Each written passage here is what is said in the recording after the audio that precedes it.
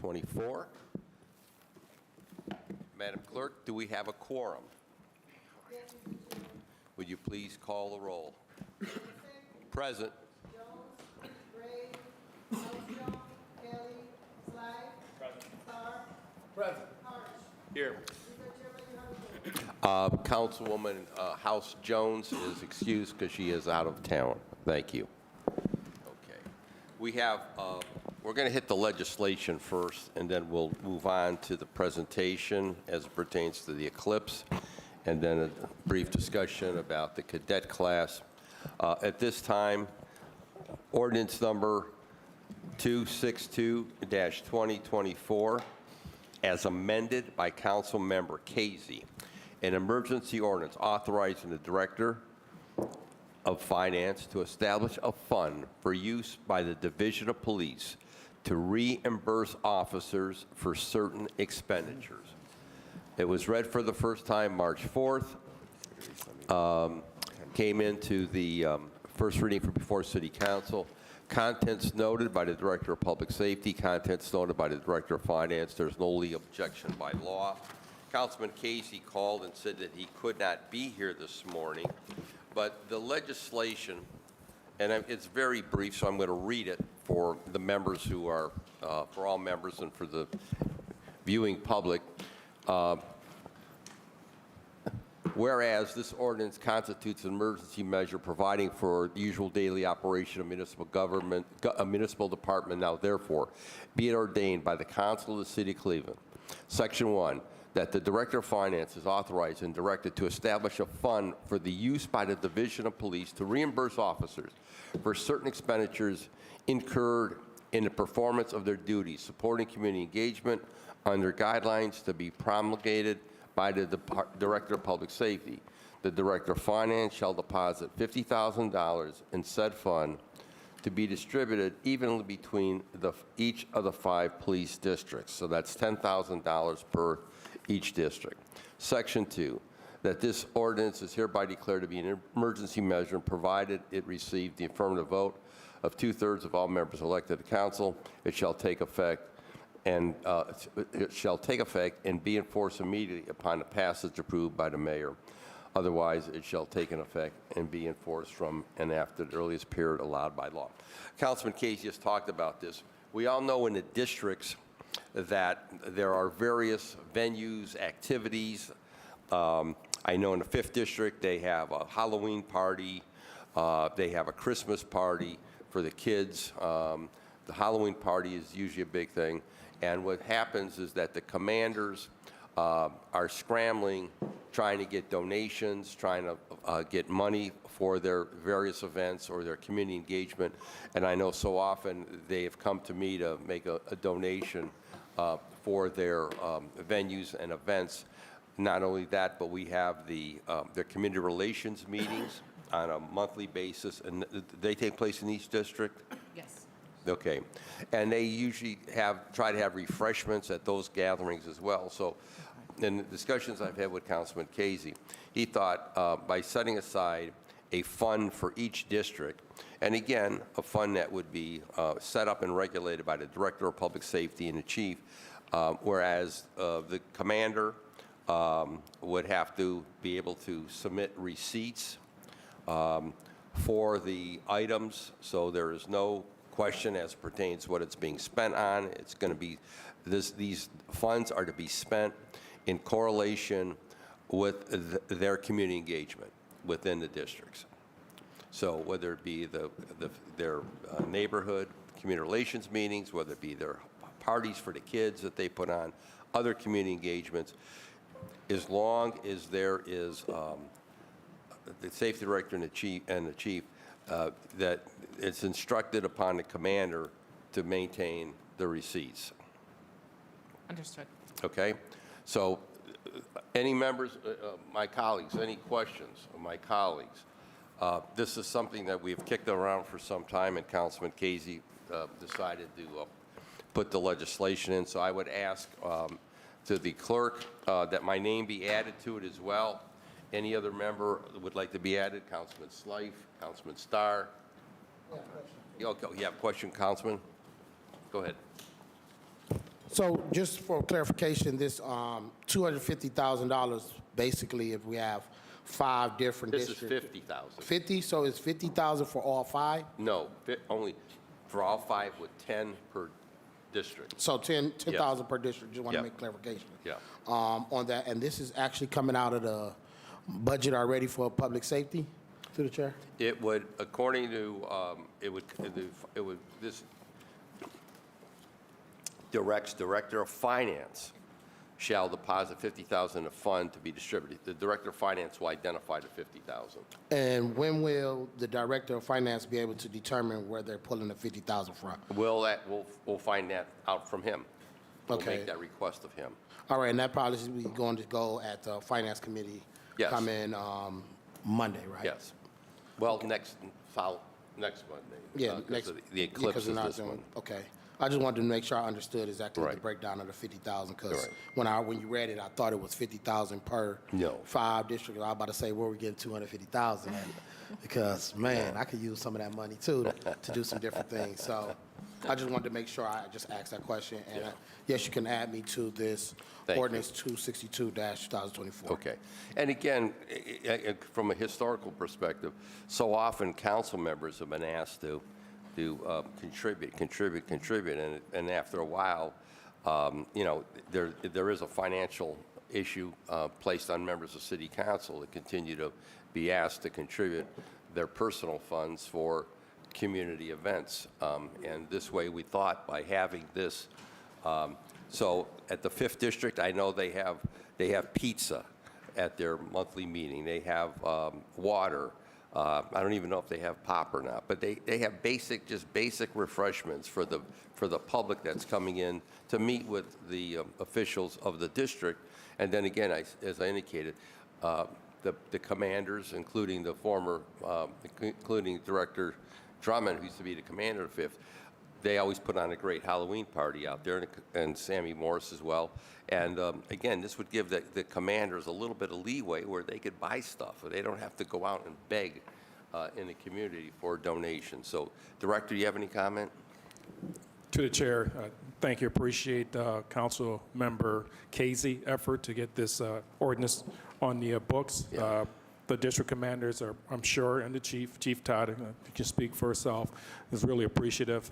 There are times, as you articulated just a little bit ago, that the commanders are scrambling, trying to find resources to assist them in their community engagement efforts. So this particular ordinance really, and the funds that's allocated will help them to, again, deliver really exceptional service to our community and our residents. Thank you, We Director. appreciate it, so thank you. Thank you. Chief Todd? Yes, good morning. Thank you all for your support and making this for our districts possible. Thank you. Okay. Deputy Chief Sammy Morris, any comment? Good morning. We greatly appreciate it. As you know, spaghetti dinners. We were always pancake breakfast. know. We were always hustling to get funds. Yeah, you're to- always hitting me up for money. We were always hustling to get funds for all those events. So this will help gratefully. Yeah, okay. I would tell my assistant when I got a call from Sammy Morris, he wants money. That's what he's calling me for. Okay, I've added myself, Councilman Slife to the piece, Councilman Starr. Any other members would like to be added to the piece? This is good. This is a $50,000 to be divided among the 5 police districts, 10,000 per district, where the commander then can use this for his community engagement.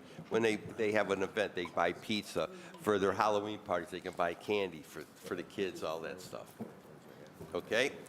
Okay. You can add me, Councilman West. Okay, Councilman Kelly, you have a question, Councilman? No, you should Okay. add me, sir. Okay, without objection, I'm going to add all members. Any objections without adding all members? Because I think this is something that we've kicked around for some time, and we wanted to do it, so we're doing it. And so at this time, without objection, oh, wait a minute, I didn't read the amendment, excuse me. I need to do that. There is no legal objection to this legislation as amended if follows. In Section 1, Line 2, after expenditures, insert including but not limited to food and beverages. Okay, good. Without objection as amended, Ordinance 262-2024 is approved as read. Okay. Okay, Director, before we go, oh wait, Councilman Slife, you had a question after? A quick miscellaneous, two miscellaneous items that I think are a little interrelated, at least in my opinion. The first, over the last number of weeks, a number of people during the public comment period of City Council have spoken about hate speech, hate crimes occurring within the community. And I will say, and I don't know if this is just me isolated among the other members, I don't have a sense of the scale of alleged or real hate crimes and the uptick since October, specifically anti-Jewish hate, anti-Muslim or Arab-Palestinian hate. I'm wondering if it's possible to get a breakdown or more information on what those upticks are, how Cleveland Police is addressing it, and sort of the severity of it. Just again, we're hearing about it, but I don't think the council members have received any kind of briefing on the scale of the issue. It looks like I have more, but it looks like the chief may have something to share if you'll allow it. And again, I want to say I'm glad Councilman Slife, because I know there's some folks who believe there's some anti-Christian activity taking place. I had some calls, people alleging, and I have no proof because I have not received any report, that the recent church fire was an arson. So I'm asking myself, based on Councilman Slife's line of questioning, I myself in the past would receive a call from the Community Relations Department if there was a hate crime, if there was ethnic intimidation, the racial unrest, anything that would be alleged to be in violation, violation of someone's rights or an act of intimidation, racism, et cetera. I have not received that. So explain to us, based on what your experience or what you're seeing, what is taking place. Okay, so to your point, Chair, that is still the procedure that Community Relations is the follow-up for the hate crimes. So they are Okay. notified of any hate crime incident that occurs. Okay. And they would be the contact, the district person, the representative. As far as an uptick through the chair to the council member, we haven't seen an uptick. We are tracking incidents that, just for questions that keep arising. We've had, as far as like the hate crime incidents, we've had a couple of individuals who have been going back and forth, and it's the same people in each of those incidents. And there's been reports on each side for that same, intimidation. So those are the incidents, it's usually involving the same 2-3 people in those incidents. So we haven't seen an uptick in hate crimes throughout the city, but we can get you the actual numbers because we do track that information. Okay, thank you. And yes, the actual numbers would be helpful. I will say my worry is that I'm ignorant to things happening in my own community, and I want to make sure that I'm responding, especially since, to my knowledge, I believe Ward 17 is the only ward of the city that has active mosque and synagogue. So this is a place where people are all people are existing within the community, and I want to make sure that the community is a safe and welcoming place. The thing that I'll pen onto it, and I guess the request really would be to this body to have a hearing on this, is I want to go back and really have a deeper conversation about the administration's stance on Marsy's Law. For those listening, historically, we would get daily brevity reports that had incidents, locations, and names, and there was a policy decision in City Hall that the names would now be replaced. Instead of saying Charles Slife, it says white male. Now, this is not a catch-all of identifying situations, but I will say that that was a very useful document in having an insight into what was happening in the neighborhood, individuals, names. You can start to put some of the pieces together, and without that information, it's I believe really cut this body off at the knees of being a productive productive partner in the area. I will go one step further to say that my understanding is that the city's interpretation of Marcy's Law has extended further, and that defense attorneys are not receiving information. So, for example, if Mike Polensek seeks a restraining order against Charles Slife, the restraining order comes to the defense attorney as saying Mike Polensek has to stay away from CS, not my name, because of, I believe, a misinterpretation of Marcy's Law. And my question is how Mike Polensek knows who he's supposed to stay from if we are withholding victims' names even to defense attorneys. So I think that I think we are misinterpreting this law. I believe that the policy decision to withhold names from counsel is very much that. It's a policy decision. It's not within the law. ORC says this information can be received by public officials, which we are. So I bring this up because as we work to understand all of these issues, what's happening in our neighborhoods, what's being alleged is happening in our neighborhoods, having more information would be helpful. And right now, we're not receiving the same level of information we were receiving this time last year. Thank you. So I'll make that request that this body deep dive into the administration's interpretation of that law. And Mr. Chair, can I have a point on Yes. the prior, but also, Yes. it just prior to getting to, and I do agree, by the way, first of all, with Councilman's life, I believe that that's also something that we might need to have an open and transparent conversation about. So thank you so much. The question that I had to follow up on what Councilman's life was saying is, do the universities and do the schools share information with you, or have the civil rights organizations shared information with you about hate crimes or ethnic intimidation? Because from what we get, and I'm very familiar with that one back and forth situation because it happens to be, unfortunately, being Ward 6, a lot of the activity. But the bottom line is, my question is, do we also get information from those universities? Because that's where we've been getting a lot of reports about a lot of the ethnic intimidation and hate crimes. That's a very good point, Mr. President. So who can comment? So through the chair to the council president, yes and no. If they feel that it's an item that they want to, they want to alert us to, they will share that information. But I can't say that all the time we would receive that information. Okay. Well, I think, again, based on the council president's line of questioning and others, now I have a mosque in my ward. Now, they have not had any issues at all because I deal with them on a regular basis, so I have not heard. On that most recent fire, church fire, was that arson? Do we know?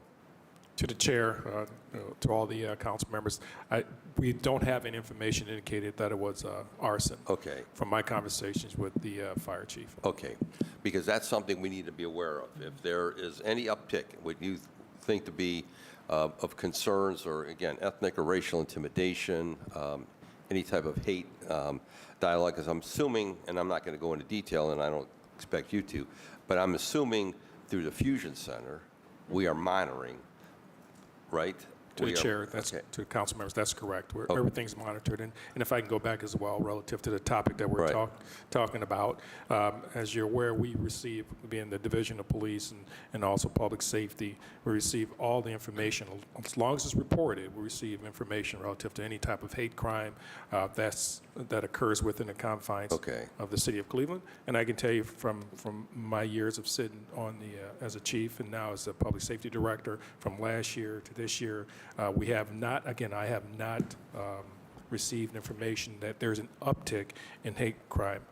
Once it is reported, as Chief Todd indicated, the community relations is involved in it. Our detectives follow up on it, but I have not seen any upticks so far. Okay. Okay, so let me do this. I'm going to follow up with you, Director, and the Chief, and whoever members, and the Law Director. We need a deep dive because, as I've said publicly, the police reports that we receive now, to me, are worthless. They're worthless. Everything's redacted out. It means nothing to me. I have no idea who the alleged suspects are, who the alleged perpetrators are. I don't know who the victims are. And as the director knows from his days in the 5th District, I used to take it upon myself to write individuals, landlords, folks that have been involved in criminal activity, to make, especially to make landlords aware of what's taking place on their properties. I have no information to go by. So To the chair, Marcy's Law covers the victim's rights. So as far as suspects are concerned, Right. if there's an arrest made in a particular crime, you are allowed access to that information. But we're not getting that, Chief. Okay, I will talk with our public information officer to make sure that the nature of the, those who are part of the arrest, that you have that information. It's the victims that are protected under Marcy's Law. It's the Okay. victims' rights. But what Councilman Slife said, and others can reinforce, the administration, who's ever made this call, has taken it to the extreme. I mean, the reports are redacted out. So they even redact out the EMS unit that's transporting. What is that about? I mean, I don't get that one. Why would the EMS unit be redacted out? Who's doing the transport? To the chair, you guys are all bringing up a really good points and so Yeah. forth, and obviously it's something we're not going to resolve here, but I Right. think it's important that we have take a deep Okay. dive, and we also confer with the law department, because with the division of police and other divisions and so forth, they provide information. That information, again, based on Okay. Marcy's Law, it is redacted out, but again, we can have a deeper conversation about it. Make sure Okay. that the division of police, all the divisions, and the public safety and otherwise are in compliance with the state laws and so forth. And again, everything goes through the law department. So I think it's important that we have the law here if we're going to have that type of discussion, so Okay. we can really get into the details of it. Then I will coordinate with you and the chief and the law department and any member who would like to be involved in that discussion, because we got to get this straight. The reports are of no value to us, and as I've been told, again, we as public officials have the right to see that information. That's what I've been told. So, to the chair, just so you're aware, even if it's an internal request, the Division of Police has to redact victim information to share that internally, anyone outside of a sworn law enforcement officer. So if I were to get a request from the director and I had to email a report to him, I would have to redact Okay. the victim's information as well. Okay. Before I forward that. Thank you. We'll coordinate that. And then I'm also going to put a call into the Community Relations Board to make sure that if there are any issues in a ward, that the council members need to be aware of that based on the council president's comments and Councilman Slife and others. Okay. Before we get into the presentation about the eclipse, update us on the 155th police class that was, I guess it was seated on March 25th? Yes, sir. Okay, give us an update. So to the chair, the class started with 52 police recruits, 1 fireman, and 1 from an outside agency. As of today, we are at 49 recruits. We have had 3 resign. The first one resigned for religious reasons. The second resigned for health reasons, and the third resigned because of the fitness standards. He thought he would be able to keep up with them, and he respectfully said that he couldn't get out of bed. So those were 3 CPD cadets? Yes, sir. So we're at 49, plus 1 fireman and 1 outside agency currently. As of today. Yes. Okay. So here's the $64,000 question. We passed the budget that went into effect April 1st, calling for the hiring of 181 police officers. I want to say that again. 181 police officers. In this class that was seated on the 25th, it was 52, now down to 49.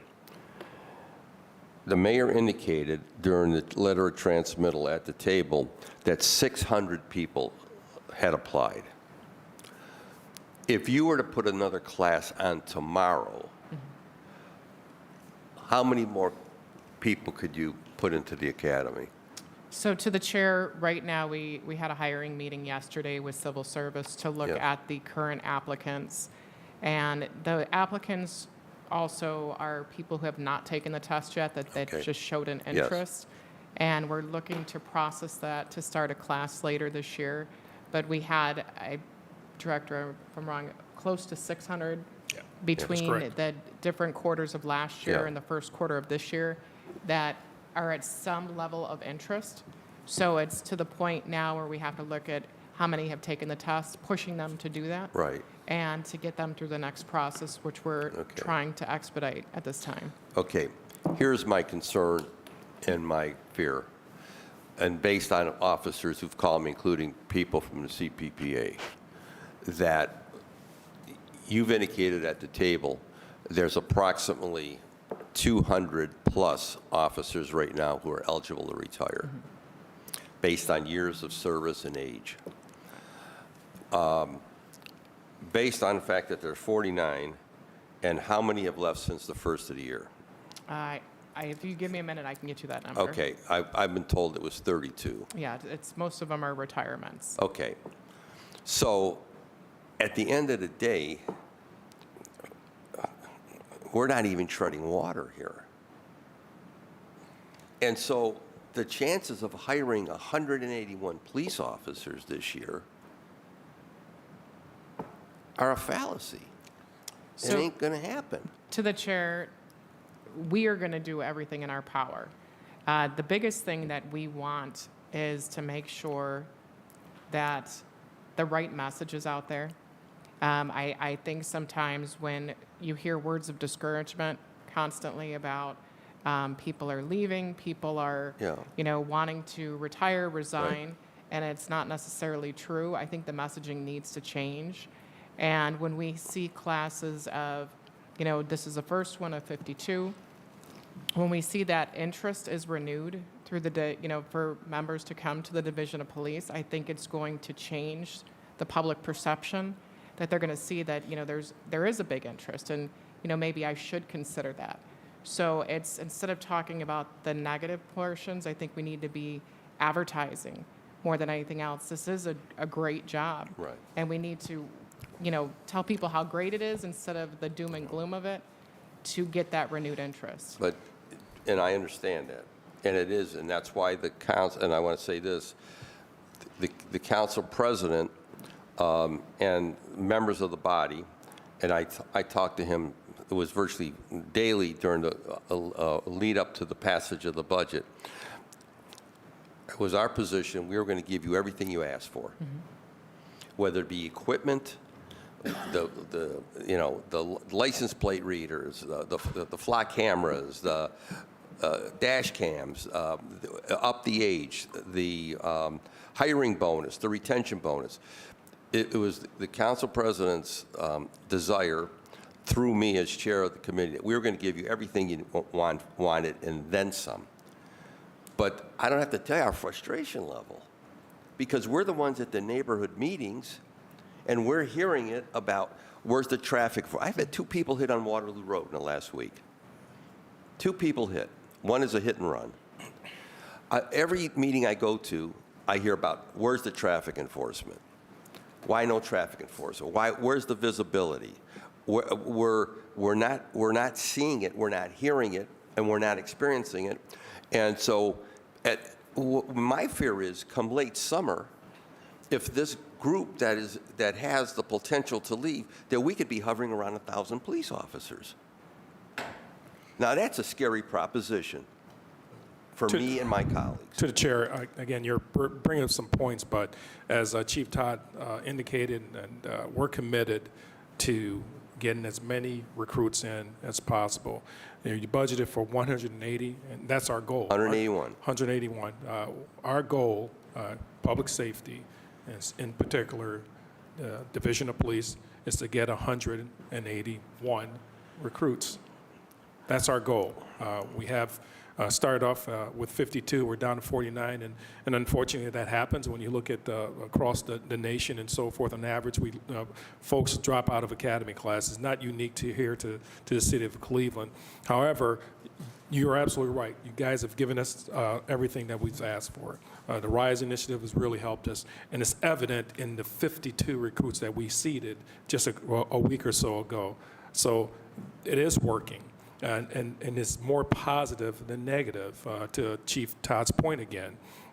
We're doing all we can. We'll continue to do all we can to seat as many qualified recruits as we can, taking consideration that we have attrition. And that's important as well. I don't want that lost. Last year, we were losing a lot of folks relative to resignation. That's not happening now. Sure, you'll have one or two maybe, but the vast majority of the officers that are leaving now are from retirement. And we understand that. So we're doing everything we can within our power based on what you've given us to, again, seat 180 recruits this year. As Chief Todd mentioned, we just had a meeting, and we're in the process now of processing over 600 individuals. Not all who've taken the test. It's important to understand, to keep things in perspective. Although we have 600 applicants, not all have taken the test. So it's incumbent upon us to make sure that those individuals take the test, pass the test, and then we'll go through that process. But we're trying to get 181 recruits this year to help us with our numbers. Okay, Councilman Jones, you had a question. Thank you, Mr. Chairman. And, we have, as the chairman has stated, we fundamentally support making sure that our police officers, as Mike Polensek eloquently stated, giving you guys everything that you need to have and everything you ask for. And then on top of it, I've even asked, do you need any more? What tools do you need to do to think outside the box? Because the program that appears to be in place for recruitment just isn't working.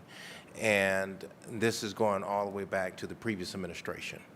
And so we've been at this table, beating this table now for 8 years or close to it, about how do we get more recruitment in, how do we make that happen.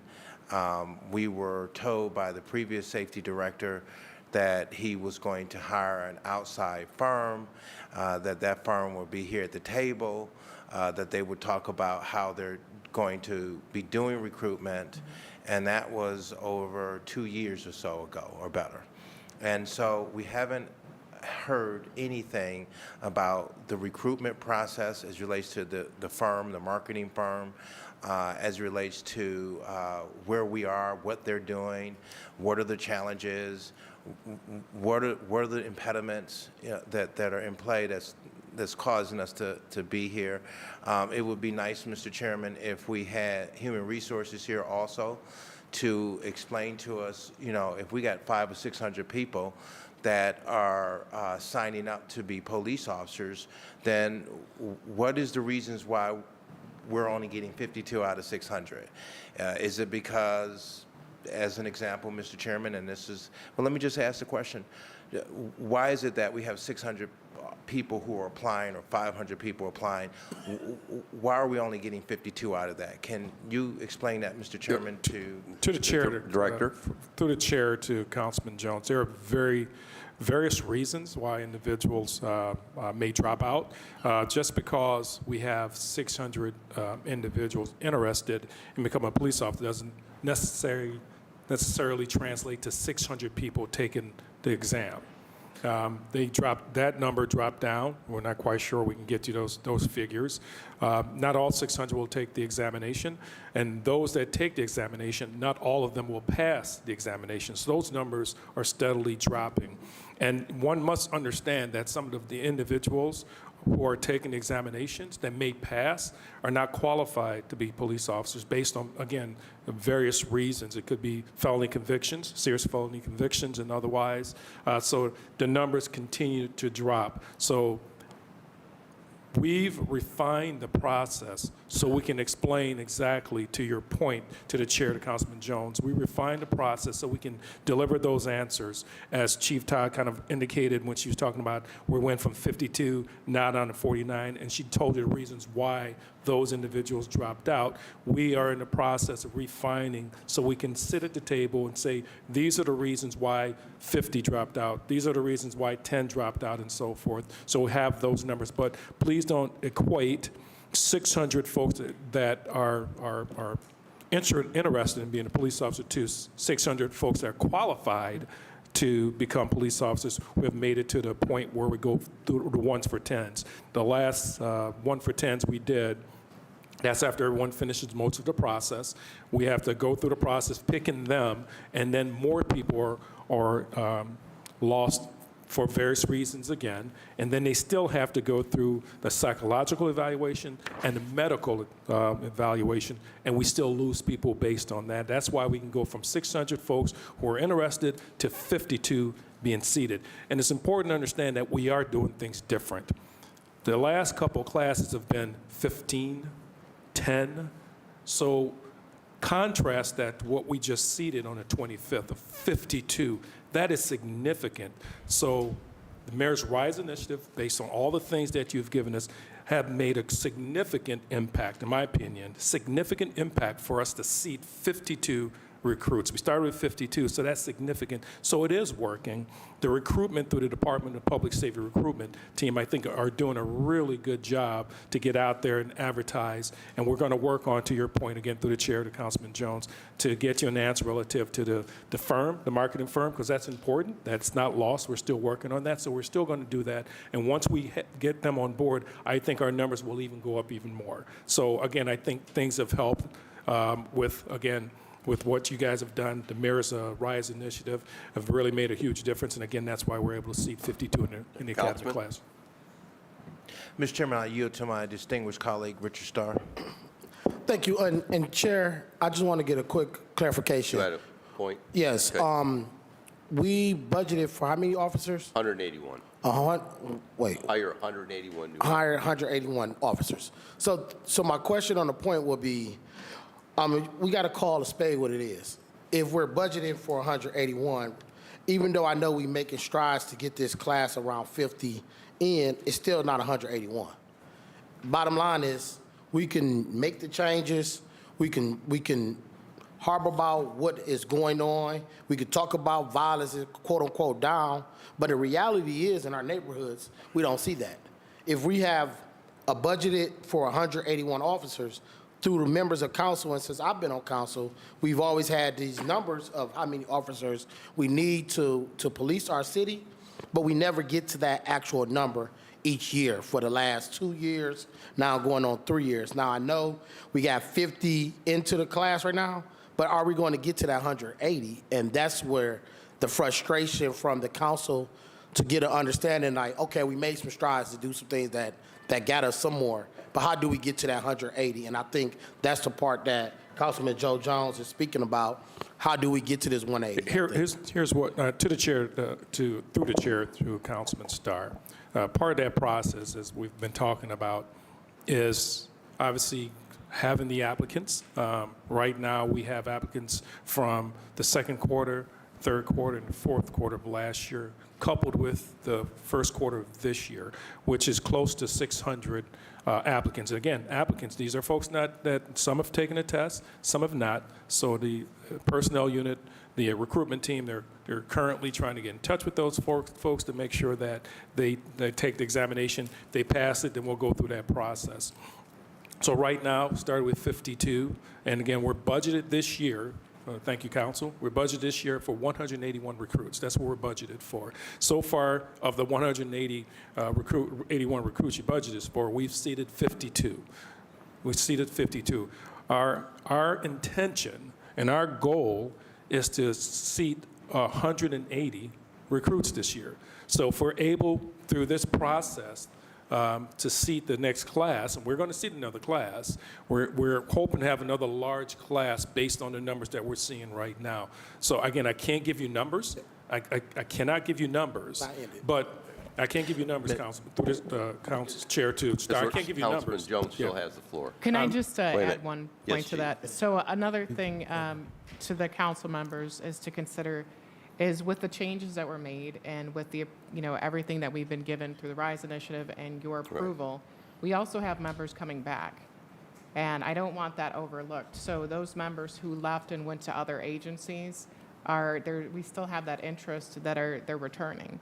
So there's a whole process with that, but we still have a trickling of members who left that are turning around and wanting to come back to the Division of Police. So our plan is to put another class in, hopefully by the end of summer, and then one in the fall. Again, our goal is to reach 100. And just to pass it back to Councilman Joe Jones, I just want to make sure I put on record. I remember before the changes when leadership of the safety and obviously the chief, Director Kerry Howard mentioned to us that he had 100 ready to enroll in the class that we just started with the 52. So my question is, what happened to those other 48 through this process? So that would Okay. be it that I So, have. so just to go back to Councilman Jones.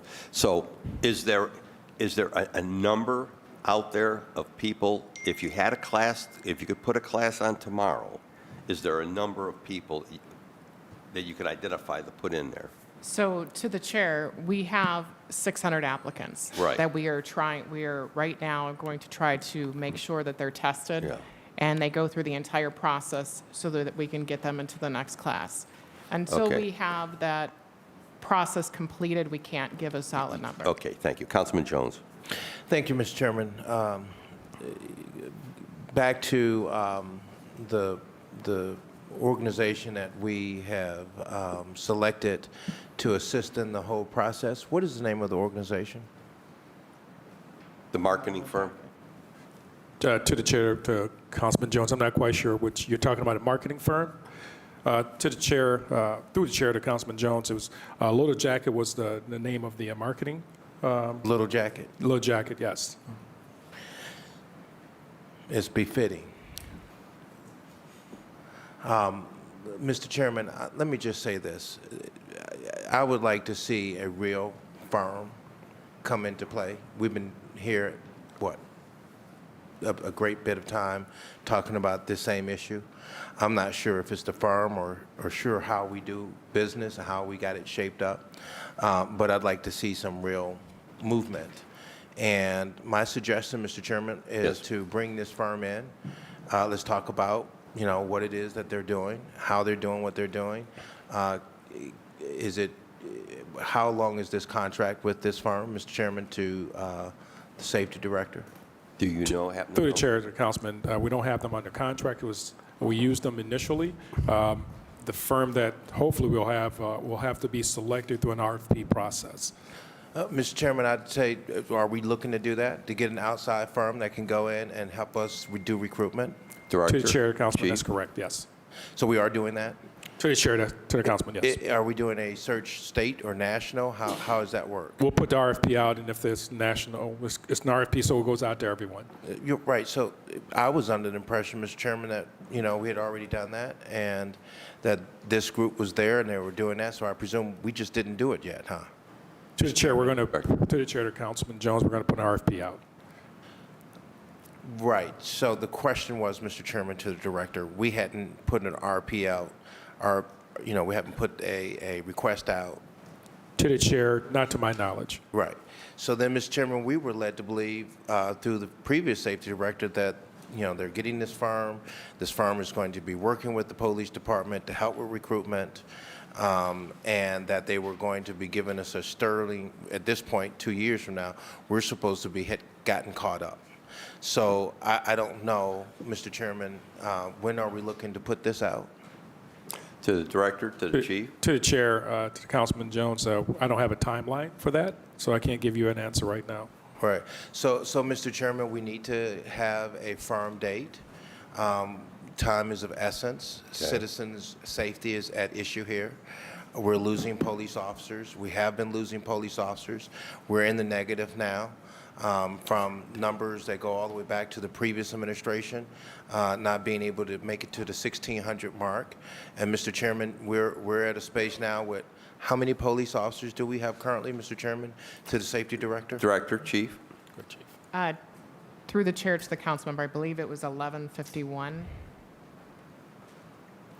And as I indicated, you're supposed to provide a weekly, that weekly number to us as it pertains. So you're saying right now it's 1,151. I believe that was the number on Monday. Okay. On Mr. Monday. Mr. Chairman, those numbers are unacceptable. So, And just through the chair and the Okay. council member, that does not include the recruit classes. Those are just the active officers. That is outside of the 49 recruits. right. So, Mr. Chairman, you know, I just got a slight headache just with the 1,151. Just hit me just right now. And so I would say this, Mr. Chairman, we really need to have to the director a real plan of action. You know, first, congratulations as being the director, being a part of the police department for, what, 50-some years or close to it. To the chair, not that long. Not that long. 35 years. So- Not that long, so- but I appreciate it.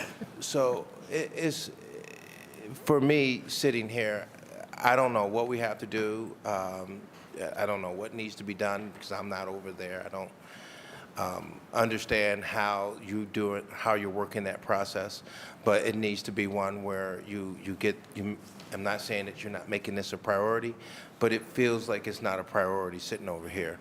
And I'm getting calls all the time where, as an elected official, I'm handling police issues. And I'm getting up in the middle of the night, going to check out loud music. I'm knocking on doors, Mr. Chairman, to try to tell constituents to turn their music down. Mr. Chairman, I'm doing things that I've never had to do before as an elected official, just to help my citizens be at ease, just to offer them, Mr. Chairman, public service. And I'll tell you, I'm stressed out and I'm tired and exhausted.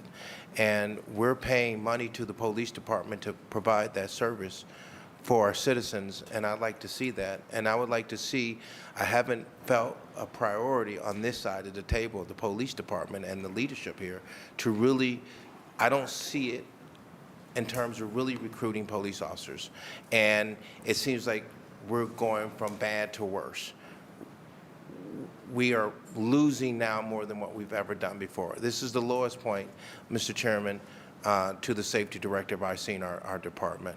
And I'm appreciative, Mr. Chairman, to our safety director that the administration has moved in the direction to lift the salaries up, to give a certain percentage, to make sure that the twos are in place, so that, I would say, Mr. Chairman, there should be no excuses why we can't have a better recruitment plan. And so, Mr. Chairman, I suggest that this committee work with the administration to come with some kind of outline, some kind of plan of where we understand that this recruitment is taking place. Because every time we sit here at the table, Mr. Chairman, to the director, it seems like the numbers are continuing to go down. And I've watched it move all the way down to where we're at right now. So that's like 300, 400 police officers and 3.5, 4 years gone. And then we're looking at another 200 to retire. So what are we looking at? We're banking to be at 800 maybe, or 700 police officers. And what is the match? How are we matching it? How are we, Mr. Chairman, to the safety director, competitive like places like Columbus? Roxter? To the chair, to Councilman Jones, Columbus is an outlier relative to their salaries when you compare it with not only here in the state of Ohio, throughout the United States. There are outliers relative to what they offer their recruits or their police officers salary-wise. As far as the division of police, and the mayor's office and the RISE initiative, we're very competitive, especially with the raises that the officers receive. Puts us right up there with most of the major cities in the city of Cleveland, and also and up to par with some of our suburban partners as well. So that has changed significantly, which has improved our recruitment efforts.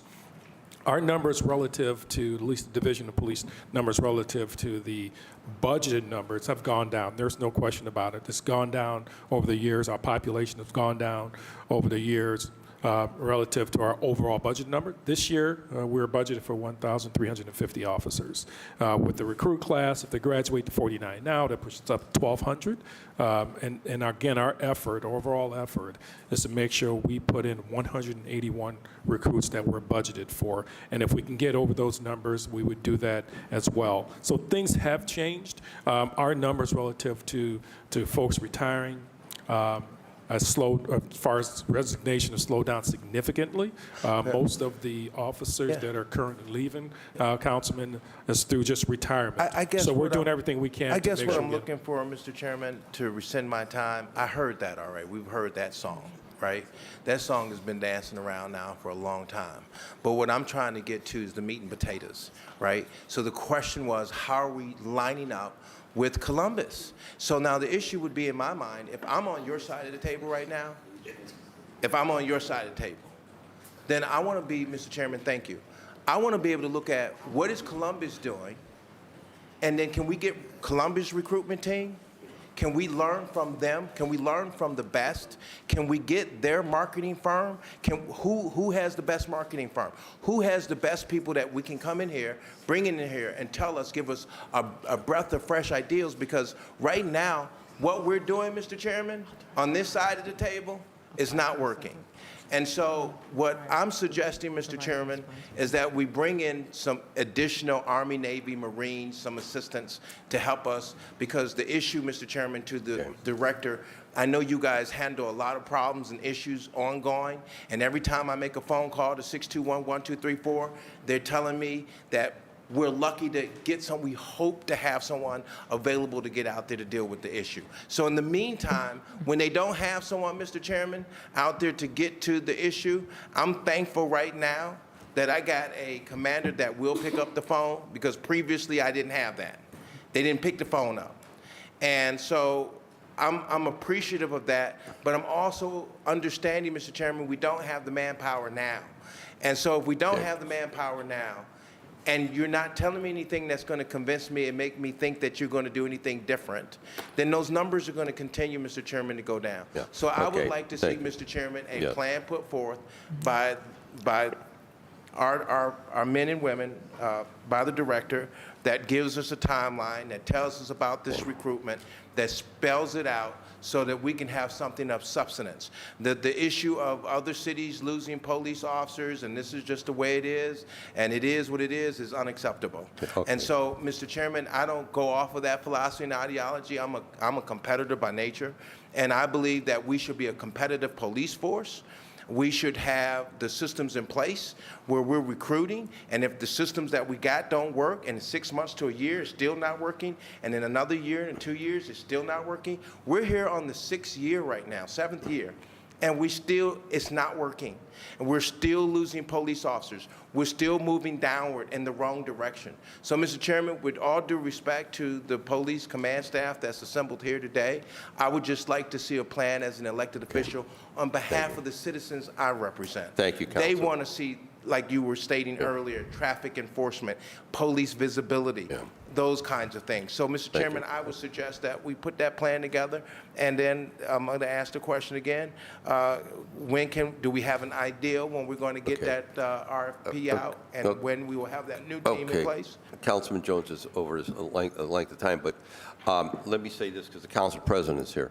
The council president and I met with Little Jacket.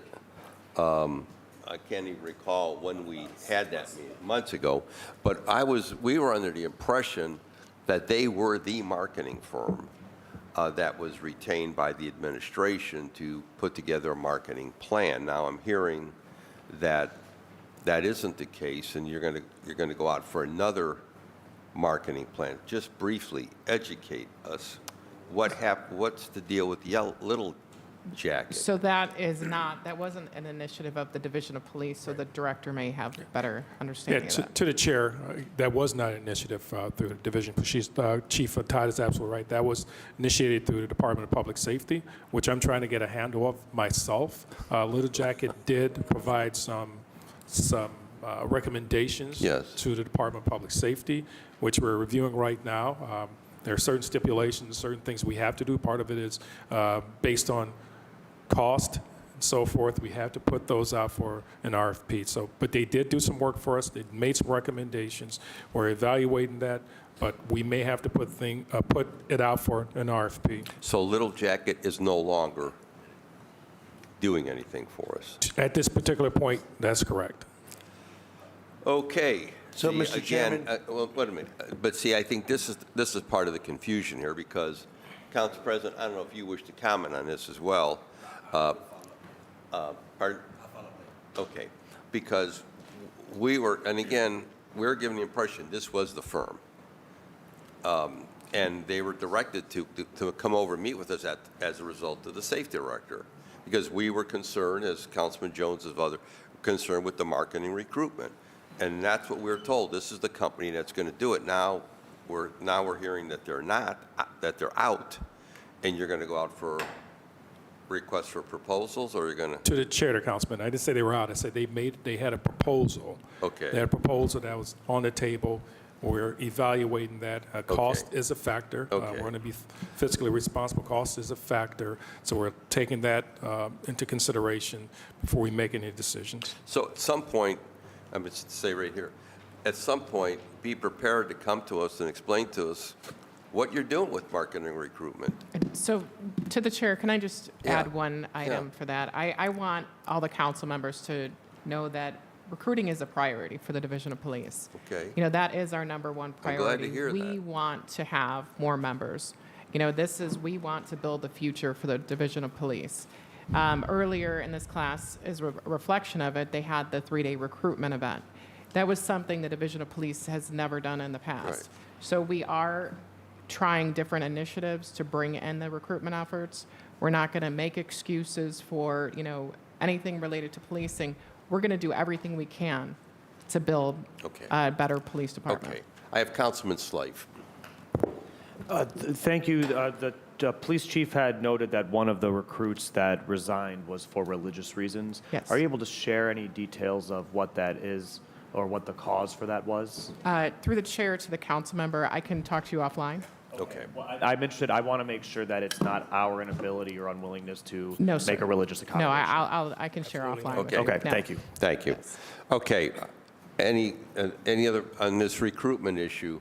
Because again, the director's been around long enough, and the chief, you understand the frustrations that we have. Understood. We're on the receiving end. We're experiencing it. We're hearing it. And what we have right now, we're totally supportive. I think we are now competitive salary range with most of the major cities in Ohio. So that's been a big enhancement, big improvement. We have the hiring bonus, and so anyone watching this, again, we have a hiring bonus, we have a retention bonus. I think, as I said to Little Jacket when they came before Council President and myself, that we don't talk enough about the benefit package. Absolutely. We don't talk about that. And I think that's important, that you can retire with 25 years of service, that you have health care, you have a pension, you have all these other things that in private sector, a lot of that stuff has disappeared. So I would hope that we would start looking at that, because I think we know it's about policing, but we also know it's about career opportunities. And that's something we need to talk about, because the three of you sitting at this table can speak to the career opportunities, Absolutely. how it has benefited you and your families, or the other officers that are here as well. So I think we need to talk more about that. And again, we all have our work cut out for us. But again, to the viewing public, the challenge that we have, council cannot hire, we cannot fire, we cannot deploy, we cannot administer. So as the director indicated, we gave you everything you asked for. And we're looking to you. You know, we didn't put that 181 in there by osmosis. That 181, you folks came to us and said, put the 181 in there. We did it. We're We going to did do it. everything we can to get to those numbers, sir. Okay, okay. Mr. Chairman? Yes, finally, because we have this. Point of other- privilege. Yes, Mr. Chairman, point of privilege. yeah. First, I just want to say you have a distinguished gentleman that's sitting here at the table. And I had an issue, Mr. Chairman, where we had a fellow who was living in a truck on Kinsman Avenue and was very disruptive, had a pit bull in the car and had a kid. And I had called several times to my then commander and wasn't able to reach him. Because he was just MIA, missing in action. Yeah. And I was able to get in contact with this gentleman. His name is Sammy Morrison. And I was so appreciative to be able to reach him, and he returned my phone call. I want to thank Sammy Morrison for every time I've had to give you a call, you've been available to help me with my citizens in my neighborhood. And that means a whole lot to me.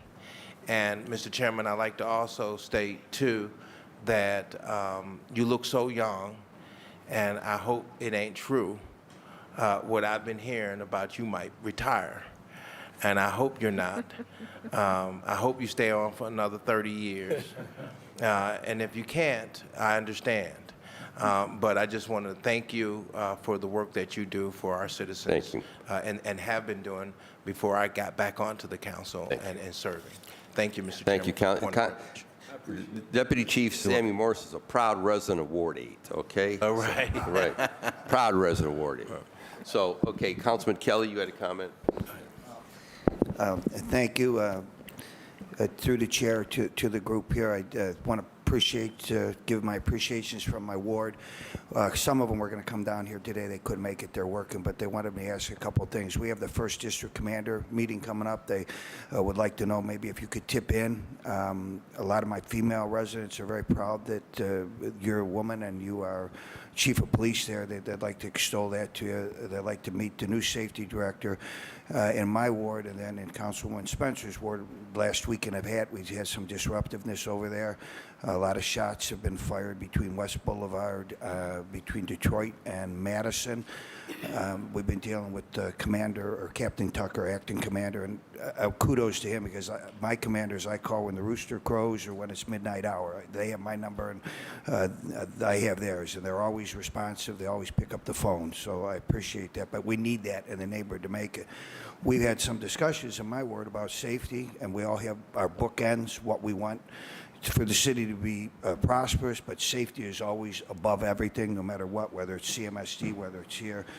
The Browns, keeping that is going to cause safety. The TIFs in the Bedrock area, that's tech. It's all safety as far as I'm concerned.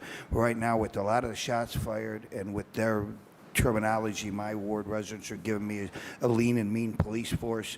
They just have some questions about the technology. We want the police officers, our men and women in law enforcement, they have the technology, so when the officers appear on the scene, they have the technology to do what they need to do and be safe. When the detectives are working the case, they have that technology. We have had some success with that, and the residents want to let you know, Cadell, we had shots, real-time cameras, caught them. We had the shot spotters. We had 15 shots go off there, plus a ring camera. They caught me. Our men and women are doing good work, but they're just fearful. There's a lot of bullets being shot. No one's been hit or whatnot. They would just like to see the new hierarchy. If you could tip in for a minute, if you're allowed to ask some questions. So I would appreciate you consider that. And thank you all for your service. Commander Drummond, for a 50-year veteran, you're looking dapper, brother. Thank you. Okay. Thank you, Councilman Kelly. The Councilman, Councilman Kelly did speak to me about the situations in his ward with folks just shooting, just standing there shooting. And so we want to make sure that the systems, the technology that we have in place is working. But also, he raised a good point. As the new chief in town, it might be good to get you out to some of the district meetings, just so people can get to meet you. That might be a good idea, a good suggestion. Okay, let's go into the eclipse presentation. Okay. And so we know that there are a lot of people coming to town.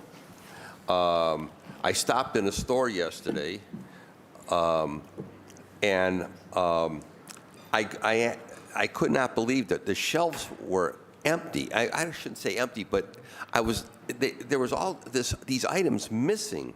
And I said to one of the workers yesterday, what happened here? I mean, did you not get deliveries and da-da-da-da? And the person who was stocking shelves said to me, believe it or not, there's been a run on food because of the eclipse. I said, you got to be kidding me. She said, no, there's an actual run on food because somehow they think with all these people coming to Cleveland, the food is going to be consumed and da-da-da-da-da-da. I'm thinking to myself, I stood there in astonishment thinking, I never thought that would happen, that people would be afraid they were not going to be able to maybe get toilet paper. I don't know what's going on here. To the chair, Yeah. I'm not sure if you saw, Yeah. there was a lot of messaging that was out Yeah. there, especially on social media, Yeah. that was advising people, Yeah. do your shopping a week ahead of time. Yeah. Stock up, be prepared for 3 to 4 days of not leaving your house. Right. And I think it put a little bit of a scare in people. I saw But there it was a lot of yesterday. messaging out there So for that. the floor is yours. Presentation. I believe you're going to start, Director. Yes, thank you, Chair. Yeah, we have a presentation that's we're going to present. We're going to start off with A.D. Carlton. She's going to lead the initially, and then we're going to move to the Chief Todd's team. You have here in front of you. You have to my left and your right Commissioner Holmes of the Bureau of Traffic, and to his left is Captain Thomas Manzak. He's a Special Events Coordinator. And of course, to my left, everyone knows Chief Todd, and also everyone knows Deputy Chief Sammy Morris. But we'll start there. But part of the influx of a crowd that's going to be coming into our city will start Friday. Not all for the eclipse, but a good portion of them are here. We have, of course, the women's Final Four starting here Friday with the 2 games, and the championship game will be on Sunday. And also Monday, the eclipse itself, and then we also have the Guardians home opener. So we have a lot of activities taking place. Department of Public Safety has been planning for this, and not with all four divisions. Have been prepared for it, the Division of Fire, Division of Police, EMS, as well as Animal Care and Control. We're well prepared, but again, this PowerPoint presentation will go into more detail. So I'll start with A.D. Carlton to my left. Okay, so you're the eclipse queen or whatever you I want to guess call so. it, okay? Okay. Eclipse Queen, there we go. Okay. I think so. Okay. So I'm just going to do a brief overview Okay. of kind of the eclipse and some safety tips, and then I'll But turn again, it over. officially introduce yourself, so there Okay. might be some members who don't know who you are. Nicole Carlton, I'm the Assistant Director of Public Safety. Okay. I oversee the Office of Emergency Management and coordinate the public safety IT efforts. Okay, thank you. So we'll talk about the eclipse, which obviously we know we've been planning for well over a year with our community partners. And the eclipse, if you don't know what happens during the eclipse, the moon passes between the sun and the earth, and there is a complete blocking of the sky, the face of the sky. So it actually will get dark for a brief period of time, and it'll appear to be dusk or dawn. So the times that we're looking at, this will be on Monday, April 8th. The eclipse starts at about 1:59 p.m., so it'll slowly start to cover the sun as it passes through.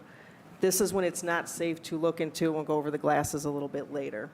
So totality is about 3:13 p.m. with maximum at about 3:15, and it goes for approximately 4 minutes, and then it will start to transition where then the sun will come back out.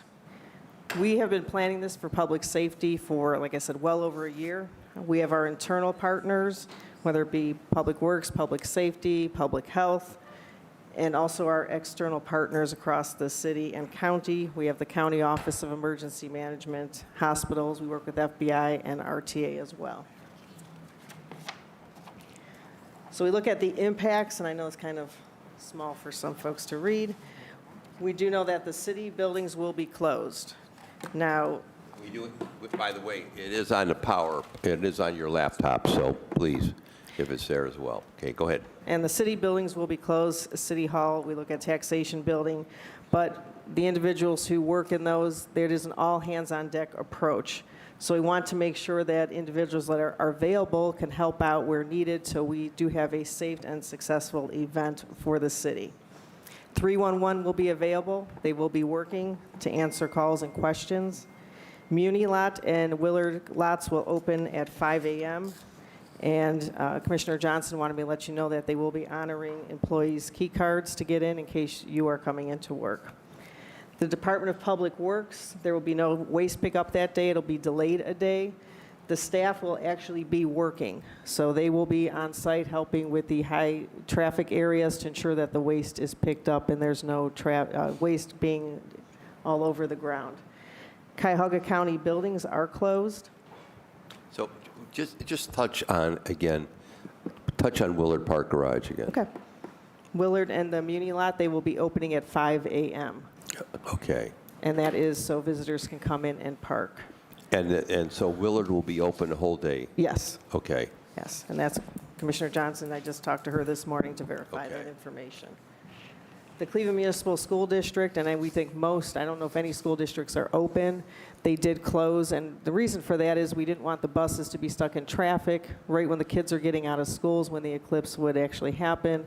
We didn't want to be late delays dropping them off and having them stuck where they could not get through, and then there's extended delays getting the kids off the buses. So so you indicated City of Cleveland buildings will be closed, but the rec centers will be open. Rec centers will be open. All 17 of them. 17, well, there's more than 17, Okay. but 17 of them will be having watch parties. Okay, gotcha. Thank And you. the watch parties are where there's a rec center with an adjacent field or baseball diamond, that's so they can go outside and watch. They do have, the Division of Recreation did purchase glasses so they can hand them out to the children so they can have a safe viewing event. Okay. We did encourage other employers in highly trafficked areas downtown where, if possible, have their employees work from home.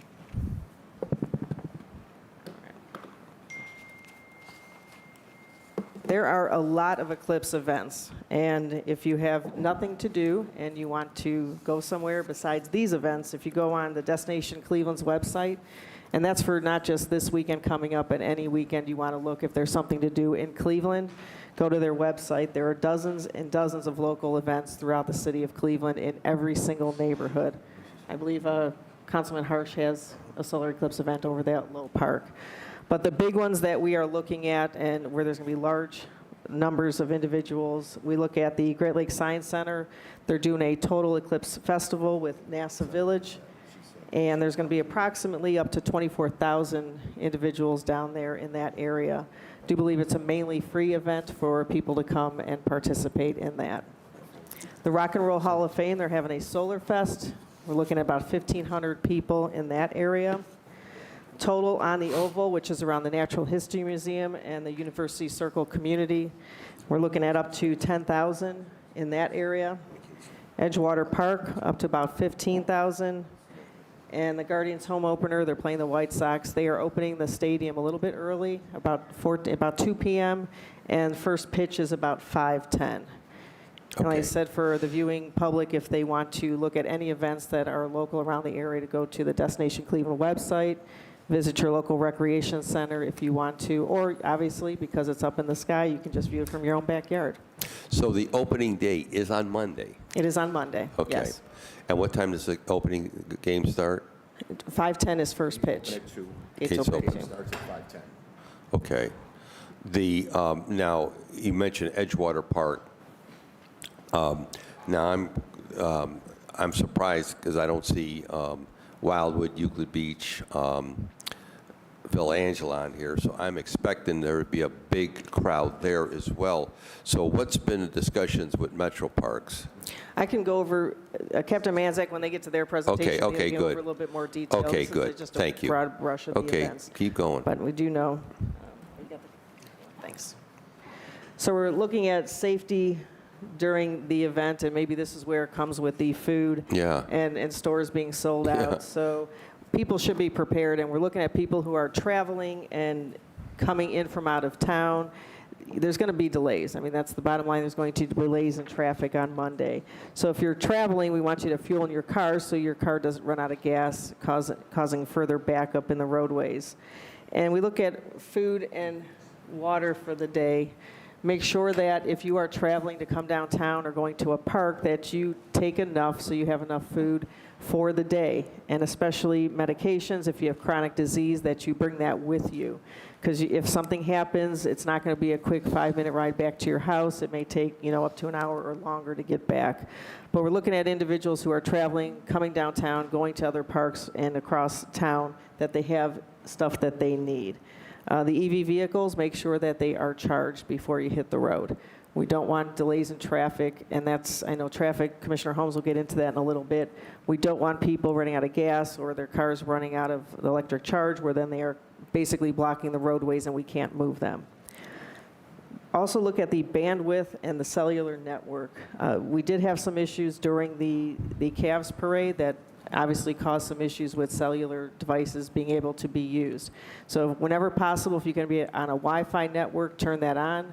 And we want people to limit their use of their cell phones if possible. We know everybody wants to be on social media, but you have to be aware that if there is an emergency, and most people have cell phones even in their homes, we want them to be able to call for assistance if needed.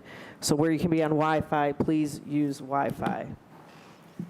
Viewing, and we've gone over this, and I know everybody's reporting about the proper glasses to wear to make sure that they have the ISO 123-12 international standard inspection on there. There were some that were from overseas that were fake and had something similar, but the ISO rating should look similar to that.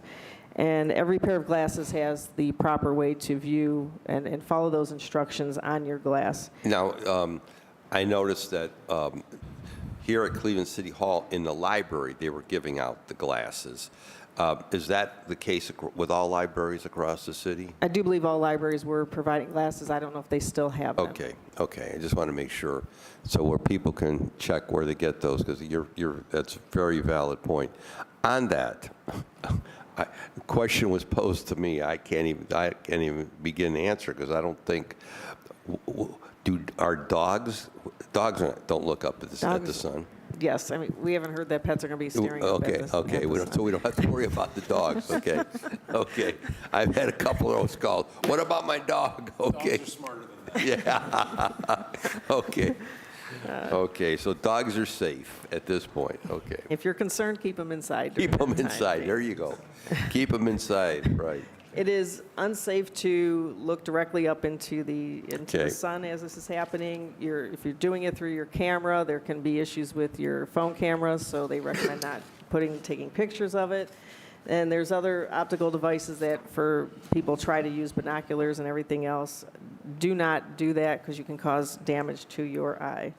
And this is during the total time from that 1 o'clock all the way through 4.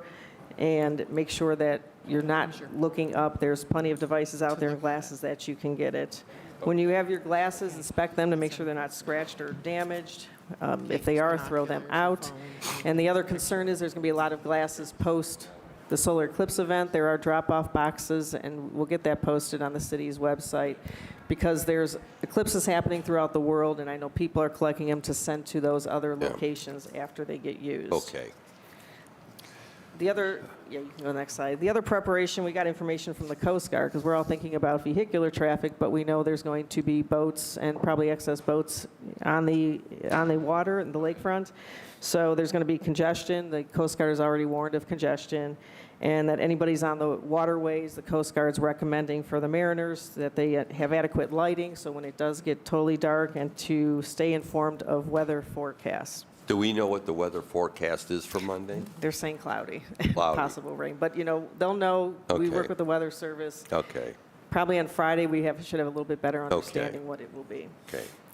The Cleveland Emergency Operations Center, we will be open Friday, Saturday, Sunday, and Monday. We're opening up for the NCAA Women's Final Four to coordinate the area resources to make sure that we do have a safe event and that all the resources we have, both our internal, external partners, can communicate effectively.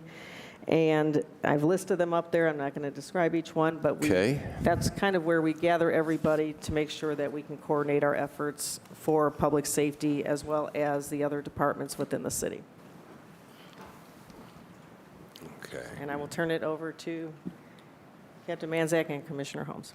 Okay. So Okay. just to Okay. start real quick to the chair and for anyone who may want information related to traffic closures or any of this, it's all available on the City of Cleveland website.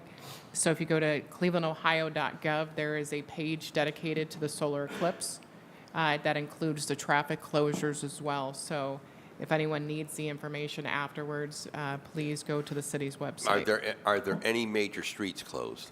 So Commissioner Holmes, Okay, well, they'll we'll talk talk to- about all the closures and Okay. parking restrictions in Now, this part of the presentation. Who will be able to talk about deployment for that day? Captain Manzik will speak on the Okay. deployment, Okay. and Commissioner Holmes will speak Okay, on the thank you. traffic. Thank you. Okay, whoever, identify yourself and let us know who you are. Captain Tom Manzak, Special Events Coordinator. Okay. Bring the mic up, make sure it's on green. Okay, thank you. All right, good. All right, so getting ready for this event, doing the research, I talked with some other areas that have had this in the past. Obviously we're not the only city that's going to have this. This band that we're on is going to go through the entire country. That narrow band though, it starts like in Dallas and Austin. That'll be, and then the next large city from there would be Indianapolis, Cleveland, Erie, Pennsylvania, Buffalo, New York. Okay. All are on the pathway of the eclipse. So Eclipse, all okay. these cities are preparing for this event as well. When talking to some of these other cities or regions that have had this, I talked to a couple different spots in the Wyoming, Colorado area. Bring the mic closer so that, okay. A couple other areas There we of Wyoming and Colorado area I was able to speak with. Spoke with Brian Klaus, who spoke with from the county emergency management, who spoke with Nashville. Pretty much the same thing. The issues basically began the moment the maximum comes to an end, and everybody, this is probably common knowledge, but everyone leaves at the same time, and that's where you get the big traffic congestion. That's where that all Okay. begins from. So, like I put there, some of our issues that we'll see are that they've told me about was just the trespassing, and some things that we got to be concerned about is the illegal parking, trespassing. Some things that our concerns are overcrowding, traffic congestion, our calls for blocked driveways, and we want to do our best that we can to keep the emergency vehicles and utility vehicles moving and prevent any gridlock within the downtown area. Okay. You're expecting your biggest, based on the initial presentation, you're expecting your biggest crowd to be north of the Shoreway here, along from 9th? Yes, I think the lakefront will be the optimal viewing location. Okay. Actually, downtown, from us speaking with Commander Counts, where the position in the sky will actually be blocked by some of the larger buildings downtown. Oh, okay. So your best viewing areas will be on the lakefront. Okay. And Okay. that's why also the Muni Lot and the Science Center, those areas Yeah. are good viewing Okay. locations. Good. So we broke it down looking at the event into 4 total zones. The first one will be Edgewater, which will cover that area surrounding the. I guess there's some maps coming up, but basically we broke it down into 4 zones. Our Lady of Mount Carmel on Detroit, at 69th, 70th in Detroit. Then for zones 2 and 4, which would be the downtown area and Progressive Field, we'll be at the East 55th garage over at Carnegie and Prospect. That's where we'll be located, and that'll be also for the Progressive Field zone, which will be handling the baseball game. And then as we go on to the eastern part of the city, and I'll get more detail into that, we wanted to make sure that we were covering all those parks on the eastern part of the city, because like you said, there are several parks that we're going to be concerned about making sure that we have covered. So specifically on it, is Metro Parks prepared for, because there's going to be a crush at Euclid Beach, Wildwood, Villa Angela. Are they prepared to deal with that? The Metro Parks are the 2 primary areas that they can cover, and this is what they can cover, is Huntington Beach in the Bay Village, Wesley, in the Bay Village area, and Edgewater Beach. Well, see again, But we will have. they're lacking a game plan for the east side. We are. I talked with Chief Stillman. He told me that because there's only so many Metro Parks office rangers to No, I cover understand it. that. That's where in the number 1 spot in our region to see this eclipse from will be Huntington Beach, because the eclipse lasts, to be honest with you, just a couple seconds longer at that location. Yeah, but you've got Gordon Park, you have 55th Street Marina. And To the chair, we have officers that are going to be assigned Okay. there. And again, Yeah, we'll so- get through it a little bit Okay, further okay, in, go in, ahead. in this presentation. As we Okay. get going, Okay. but I will have officers detailed and going through all those Right. parks, because I do, it was one of my thoughts, is like you're thinking, Yeah. is that people are going to gather in those locations. Keep going. And to the council members, all of our members' days off were canceled for that day. Okay. So we have everyone will be working on Monday. Okay. You keep going. Go through the maps. Okay, so basically, for our zone over at Edgewater, the command post will be, again, like I said, at Our Lady of Mount Carmel Church. Yes. I talked with the priest there, and he was good with that. Each of our zones, because we know that illegal parking is going to become an issue, and so each of the zones will have tow trucks assigned to that zone. We beefed up how many dispatchers will be dispatching the tow trucks so that we can get the vehicles out quickly. Or we'll also have officers, in that area that are going to be assigned just for traffic, and then we'll have officers that are going to be assigned to towing vehicles, any of the eclipse-related activities that we're going to have to try to that would be like I have on there, block driveways, or unauthorized camping or trespassing or anything along those lines that we would have to deal with. But so Chief Stillman's they're going to handle everything within Edgewater Park, and we're going to be handling outside. So the rangers will eventually close the park once they reach maximum capacity. And then the issue, a lot of this with this event is the unknown factor, but as soon as we see where things are changing, where things are moving, that's where we'll be fluid, and we'll be able to deploy officers that we have to those types of areas, and then we'll move from there. So in the downtown area, we'll have, so the downtown will consist of, that lakefront will also consist of the event at the Great Lakes Science Center, the Muni Lot, all that activity there. So we'll have our DSU, our bicycle group, for the Great Lakes Science Center, work with them about having coverage with our SWAT team and patrol rifle teams to assist. The event at the Great Lakes Science Center is actually has private security inside through watchmen, but we will be giving them some additional resources because of the how many people that they're expecting. They're expecting approximately 24,000 people a day at that event. That event at the Great Lakes Science Center goes Saturday, Sunday, and Monday. So we'll have, throughout the downtown area and throughout the city, we'll have our intelligence unit and I-teams from their narcotics unit and the gang impact unit and other units associated with their activities. Again, we'll have the tow trucks pre-staged, and then again, the Muni Lot detail similar to like what we do for the Browns games, because we think that we'll get a decent crowd down at the Muni Lot in that area. We will have that established with officers. Okay. And we'll have our police boat out as well. Police boat will be activated. Will the fireboat be activated as well?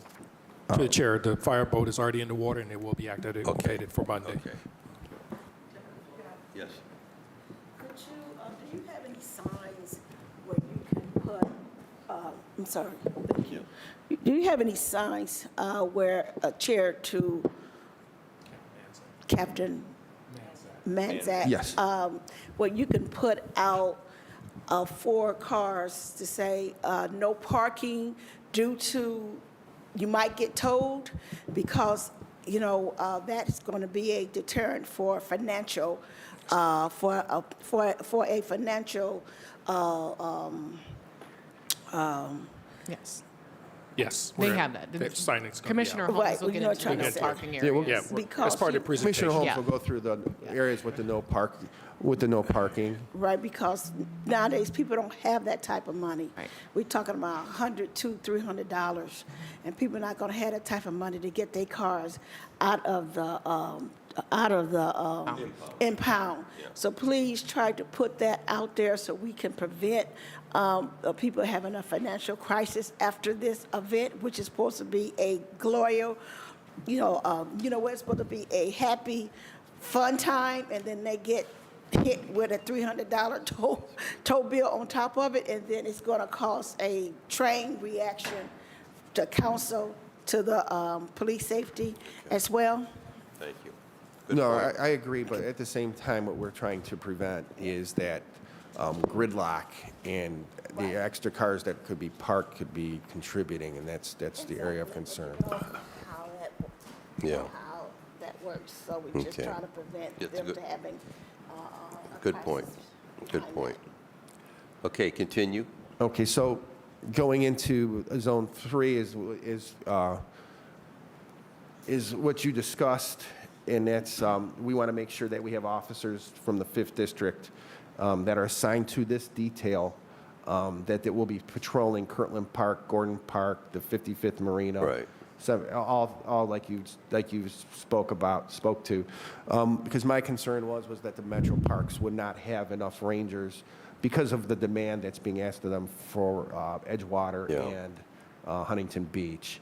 So that is something that we will be covering, and those officers will be driving through those parks and making sure that they're monitoring the activities. Yeah. And they'll make sure that if there's a traffic issues with that they will also handle the traffic function. Okay. We get onto the Guardians game. Again, this was all pretty much discussed earlier.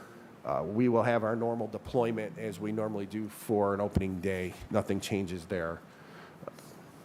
Are they making sure that they are bringing on, from their own perspective, enough off-duties?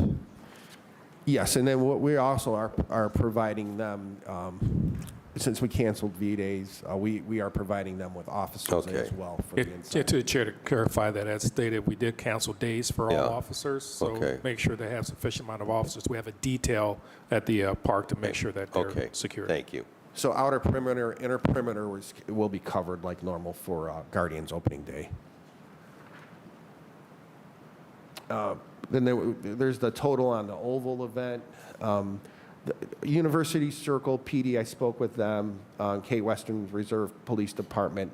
They're not requesting any additional assistance. They may request some additional traffic help, but that is all they've requested at this time, and they would be handling that. But have we requested that they bring on all their people for that day? Yes, they realize that that's necessary. Okay.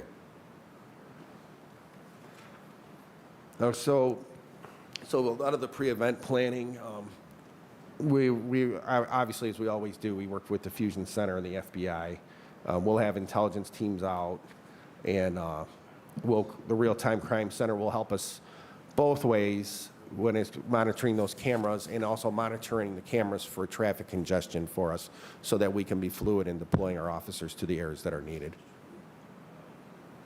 So if anyone becomes lost or missing during the event, and obviously you can go to any of the districts to report somebody missing, but if you're close to these locations during the event, we'll have officers there to assist with any report of a missing person.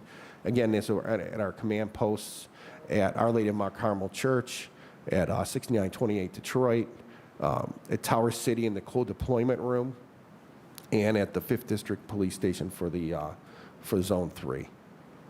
And that's just a picture of where to go for within Tower City for the reunification. So our aviation unit and our real-time crime center is going to play a huge role for us during this event. They're going to, in the cameras that we'll be placing, they're going to really keep an eye on traffic for us after we get through that maximum. And they're going to make sure that they're going to make sure that we're deploying our resources, or that we can move resources as necessary to the areas we're seeing the highest levels of congestion. So I'll just finish this here. The traffic plan, we did pull a significant amount of officers out. We're well over 100 officers assigned just for traffic. As we know that this event will be extremely traffic heavy, and then just going on to what we said before, that we will have tow trucks assigned to each of the command posts and quickly be able to get vehicles that we think can be large disruption out of the area. Okay. The question, is the mobile command post being utilized? Police mobile command post? To the council president, or to council safety, Yep. yes, it is. And where will that be? That will be at the East 55th. Okay. East 55th. But as stated by Captain Manzik, we have different posts throughout the city. That's just Okay. where the actual, vehicle itself will be located. Okay, thank you. Okay, continue. We're up next. Any questions for him? Any questions of Captain Manzik? Okay, it's Chris. Councilman Harsh, excuse me. Through the chair to the captain, these road closures that are highlighted. We're getting to that. next portion. That's just, so that Okay. the first portion of the presentation. Withdraw the question, Chair. Yeah, that's just related to our safety plan. The next portion will be by Commissioner Holmes related to the traffic Okay. plan. Commissioner, identify yourself and bring that mic up to your face. Okay. Gordon Holmes, I'm the Traffic Commissioner for the Division of Police. I just want to state clearly that our traffic plan, as from the RNC to any major event that we had, is going to be a fluid one. We're not locked into anything. If we need to move resources to the east side to help the people that Captain Manzak has out there, we're going to do that. I don't want everyone to think that we're solid. It's static post, but it's not a static plan, if that makes sense. The first thing that we're going to do, we've spoken to ODOT, and we're still trying to figure out the timing, but sometime between 12 and 1 p.m. on Monday, we are going to close the Shoreway access from 90 east and 90 westbound. And our thought process on that was, after speaking with people from Bowling Green, their biggest headache was the highway got shut down. So at some point, Edgewater, downtown, the Muni lot, it's going to get full, and there's really no place for these folks to go. However, when that is closed, you'll still be able to access the Shoreway, excuse me, from East 9th Street, 49th, 25th, 45th, and the west side. Our thought process was, if we needed to close it, that the hardest part to close was the east side. Everything else, we have people at the ramps and directing traffic. Right. Within 10 minutes, we could have the Shoreway shut down and then start clearing it out. What we didn't want to do was jam the Shoreway. The clinic needs to get to Burke for, they for lack of a better word, harvest organs when people die, and Right. people are on a list, so we really needed to keep that open. So from Superior to West, excuse me, I'll go back. The only closures that we have, other than the Shoreway at the east end, will be around Brown Stadium, Erie Side, and Al Lerner Way. And that's for the Science Center. You'll still be able to access north for the parking lot via West 3rd. And if you don't want to go there, they have a turnabout there. They'll just send you back out, and we'll put you back on the highway. As far as road places that you can't park, we Superior to the bridge through West Superior, East 9th from Carnegie to the green part we call the 9th Street Extension. Right. And then from the bridge on Detroit all the way out to Lake Road. And our thought process for both East 9th Street and Superior, we really wanted folks to be able to move over if emergency vehicles needed to get through. Because what we didn't want is for people to suffer because of traffic congestion. Also on West 25th from Detroit to Lorraine, it's a heavily congested area. We want no parking there as well, and that helps the hospital as well for emergency vehicles. The downtown area is no different than a Browns game day with the warehouse district You have Superior and St. Clair, East 9th Street, West 3rd, West 6th, West 9th. That is because of the construction of the Sherwin-Williams building. There's not a lot of roadway. Right. And so there'll be parking on city streets east of 9th Street where you can park legally. Obviously, surface lots and garages as well. What you see up on the south end is our normal Guardians or Cavs parking restrictions on Huron and Prospect, West Prospect and West Huron. There will be a consistency at 9 in the morning, so there's no doubt, when you can and when you cannot park. And we wanted to give residents that park on the street ample opportunity to get up and move their vehicles as well. What is that area in the extreme right-hand corner where it's shut off up there by the lake? That's the Shoreway. That's Yeah, you can get to the Shoreway. If you come around Dead Man's Curve going eastbound, there's a ramp that circles back, and then as you're coming eastbound, you can just continue straight. so that's going to be shut off? Yeah, I said that at first. Okay. Around noon. Around noon. Between noon and 1 o'clock. Okay. Go to the next slide. There's a closure for Brown Stadium, around Brown Stadium. We'll have people on East 9th Street at around 9 o'clock. All of these traffic posts on Superior and Detroit, sometime between 9 and 9:30, they'll be deployed. So on the streets that are in black on the PowerPoint, there will be no parking allowed on those streets? Yes, from 9 a.m. to 9. So if someone pops a food truck down there... The food trucks... I know that, but if they pop up, all of a sudden food trucks start popping up on Lakeside and elsewhere, they got to go. Yeah, right? they got to go. Okay. What we are going to do, just so the businesses in the warehouse district know, and in the Gateway area, we're going to give a little credence to these folks when they deliver beer or pop or food. Yeah. We don't want to interfere with their morning deliveries. Right. So we've taken that into account as well. Yeah, because with the amount of, if these estimates are correct, they're going to need a lot of food trucks now. Yeah, Okay. we're really, as long as they drop and deliver and go, Right, okay. we're going to give them a little bit of leeway. Okay, gotcha. Okay. So you'll see here on the south end of West 25th, from Clark to Metro, is going to be a no parking zone. Again, that is to help the hospitals. We want to ensure that safety vehicles can get to the hospitals. Okay. And on Euclid Avenue from Chester to Mayfield, it's right in front of UH, and same thing, just for the hospital.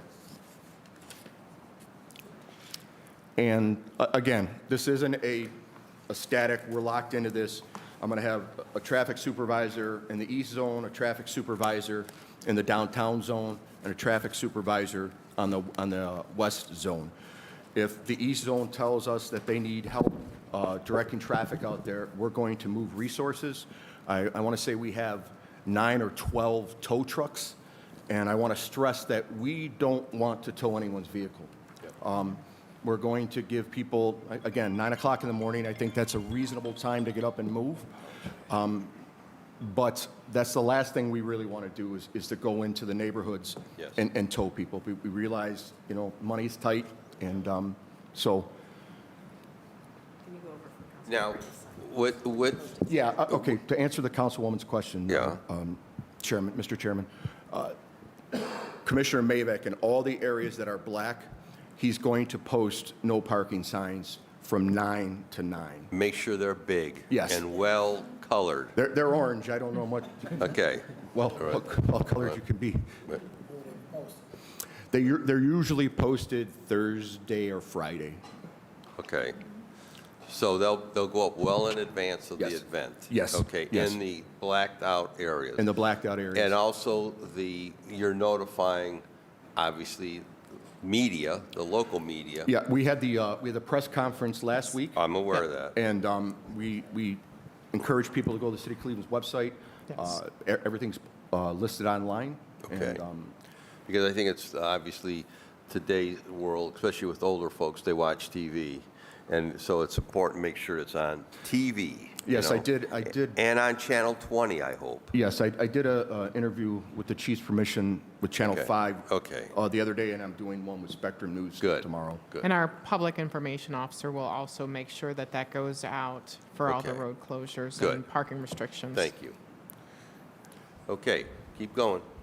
That's it. That's really it, sir. Okay, well, I'm impressed by the presentation, the PowerPoint presentation. I think you folks have been thinking this out for some time. I just want to make sure, because again, we're all concerned about deployment in the neighborhoods as well, that there are police working the neighborhoods, not that everybody is deployed to the lakefront. So if there are issues that should arise or come up, because the sad part about it is, like with anything, I've been here long enough to, you hope for the best, but you always plan for the worst. Absolutely. And you have to do that.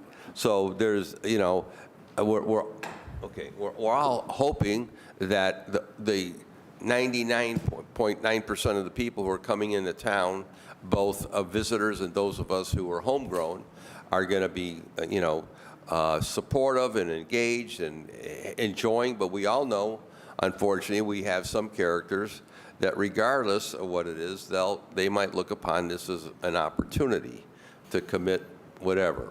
So I want to just make sure that in our neighborhoods that we do have deployment. I want to reiterate that. So to the chair, Yeah. yes, we Yeah. have our regular staffing, plus we have increased with Okay. the cancellation. Also, our members will be assigned to monitor the rec centers in the neighborhood. It's always the recommendation, especially in circumstances like this, that those who can stay home do stay home. Yep. I would recommend if, you have the opportunity, you have a good sight Yes. line, that you enjoy it at home. Yep. To, try to not add to the congestion that'll be downtown. No, there's no doubt. The downtown and again lakefront areas or just open areas. So I'm assuming places like Luke Easter. That's a big park like that is going to be, I think, would be Absolutely. heavily utilized. Some of these other areas are going to be heavily utilized. So I just want to make sure EMS fully deployed for that day, fully staffed To the up. chair, and I had mentioned that earlier, yeah, both fire and EMS will be deployed at downtown here. They'll have mobile units, so Okay. in case there are really large crowds, you can't get the big Okay. rigs in there, so they have mobile units both with fire and with EMS. Okay. Council President, then Councilman Slife. Thank you. Just a couple of things. Most of, I think, the path, and I always look at the resident Eclipse leader on council, most of the path is going to be on the west side. Am I correct? Yes.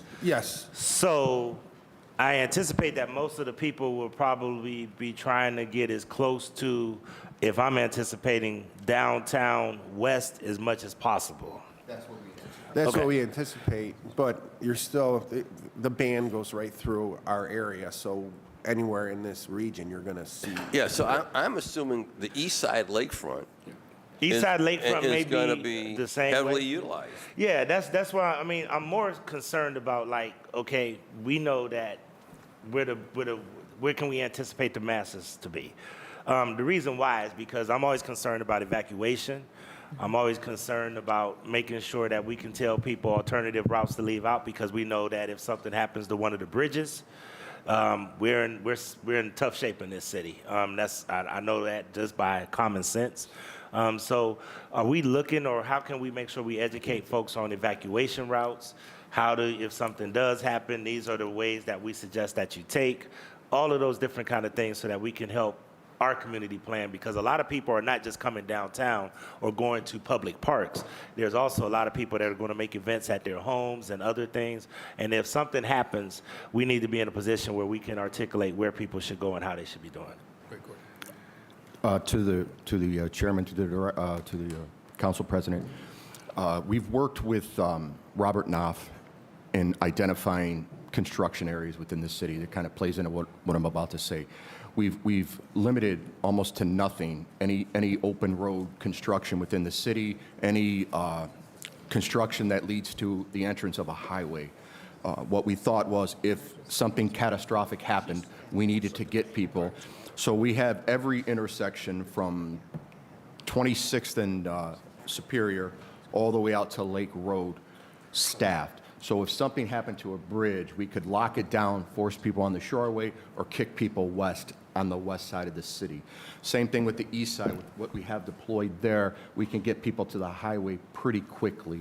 So that our whole, we thought about a lot of things, especially the construction, how it would impact if we needed to evacuate people. So really the only construction site that I can think of right now was something permanent, say a Sherwin-Williams, where they've got a crane up. We're not going to make them take a $100,000 a day crane down to do that. But any open road constructions, anything like that, anywhere near the highways, anything, we've pretty much put an end to all of that.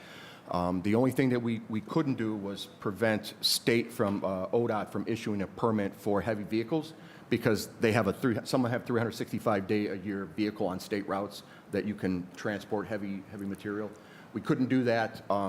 Chief Tiawan is still reaching out to ODOT to see if we can change that, but everything that you have said we have considered, and the message almost instantly would go out that, hey, this is down, we've got to reroute traffic, and with our helicopter up and the amount of people we have, I think we'll be able to handle all of that. And if I may, through the chair to the council president, the City of Cleveland's emergency operations plan, we have an EOP which would address if there is some type of catastrophic event where we have to evacuate. So that plan does address evacuation, not only downtown evacuation, but neighborhood evacuations. We have the code red messaging that we would get out to the neighborhoods, and we do have the ability in the event that that does happen, the community is notified, and we work on evacuating that neighborhood. Thank you. Council President? Yes. Other couple of things that I really want to make sure that we know is that I recently read about our waterways and our water systems, specifically our the transfer stations, or where we have a lot of the water at. And I'm really trying to make sure that are we looking at those kind of things too. I kind of look at this a little different than most people. It's not just a special event. I also want to, plan for emergencies. So are we going to be looking at our key assets and making sure that some of our key assets like water and some of our other electrical grids and other things are well protected through this process? To the chairman, to the council president. Yep. So whenever there are events such as this, there is a risk assessment reviewed, and the plans are reviewed. We obviously work with public utilities, and that's been part of our planning for well over a year. So they're actively engaged, and the assets are monitored. Okay, thank you. Last question, Mr. Chair, is I know that you had a lot of this during the RNC. Chief Safety Director Drummond may have a lot of this, and I know that Chief Todd may have a significant amount of this. But how should we send messages out to our public? Many of us have databases and other things, and I think we need to really over-communicate with our public on if you see these things, then these are the numbers that you should call. Because like before, as Commander Holmes or Commissioner Holmes just stated, you want to identify and look at things like if there's loose manhole covers, and identify if you see somebody putting a pile of rocks somewhere, then you know that could potentially do this. I just know that during these type of events, sometimes people use them for other reasons, and I really just want us to really be prepared for the unexpected. To the chair, the Councilman Griffin, good points that you're bringing up, and we're prepared for that. We've already sent out through the Fusion Center just exactly what you were talking about, not only to the Cleveland community, but throughout the various communities and counties relative to if you see something, say something, get in touch with the proper authorities. So we're going to continue to push that out, even through the Mayor's Communication Office, as well as the PIOs in the various units and divisions. So we're pushing that information out. Okay. That's all I had, Mr. Chair. I just hope that we just get as much information as possible to communicate with people, because I anticipate that we're going to have a huge crowd in town. Yeah. And I think it's going to be larger than we even anticipate. I So- hope it's a good thing, but I just know that when we Yeah. get that crowd, we need to manage it, because we also don't want Cleveland to have a bad reputation for having these kind of events and that we can't host them to the best. So I look forward to And- all of the work. Just on that, Council President, I just want to remind the public that, we say the message all the time, if you see something, say something. Our community, beyond anyone else, our visitors, knows what belongs and what does not belong here. And if you see anything that's of question or you're seeing some type of activity you're not sure of, call the police non-emergency line, 621-1234. Call your district. Contact somebody just so we can take a look at it, just to make sure there's nothing to be of concern. So that old saying, if you see something, say something. Absolutely. And so to follow up on the council president's line of questioning, let's be very specific here and direct. If protesters show up to shut down roadways, they're going to be dealt with. So, to the council chair, we will manage any event that comes into in light through this event. Okay.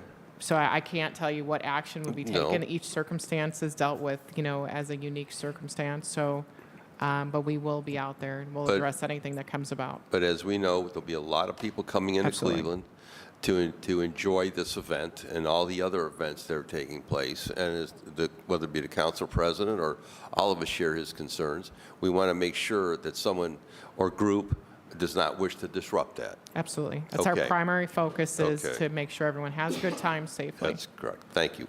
Councilman Slife. Mr. President, you have any other questions? Councilman Slife.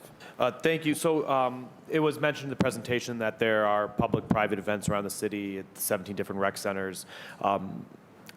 Can you just comment a little more beyond basic patrol, essentially, how resources are being put throughout the city to accommodate those events, to accommodate traffic beyond what we anticipate to be the highest traffic, highest event areas? So through Chief? the chair to the council member, the rec centers are city property, so that's going to be a division of police priority. All of the, public open events, are things that we're going to be monitoring. The private events, it's a lot of what we do is the exterior portion. Those are usually staffed by their private hires. So, we know our neighborhoods and we know where people gather, like the parks that were mentioned earlier.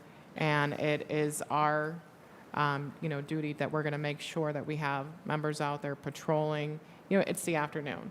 It's the middle of the afternoon. We have a lot of resources who are out there, so we'll have the ability to really, have a good look at everything that's going on and address anything as it comes. Okay. And I ask because since Public Works, as I understand it, wasn't accepting like park special event applications because of just understandably there would be such an influx, I do suspect that there are just going to be a lot of other, not at the rec centers, that are at city parks. And, I anticipate there will be, I don't want to find out an ambulance can't get to Fairview Hospital because everybody was leaving the park and we hadn't planned for the traffic. And kind of to that vein also, can you speak to the degree that CPD has coordinated with kind of more regional, other municipalities, ODOT, the county, because I know anecdotally a lot of people who are going to go, coming into town, but going to Lorraine County because that's been billed as the totality area. So as post-event, as we're getting traffic moving around the region, if you're going to Lakewood Park and now you're having to cut through West Park to get back to the interstate, like have we really built the kind of all of the moving parts into the plan outside of just what is specifically happening in the city of Cleveland? So Commissioner Holmes did, I'll let him speak a little bit more on the partnerships, but as you saw in the plan, a lot of the parking restrictions that were made were to keep in line that the hospital traffic, that we could access the hospital traffic.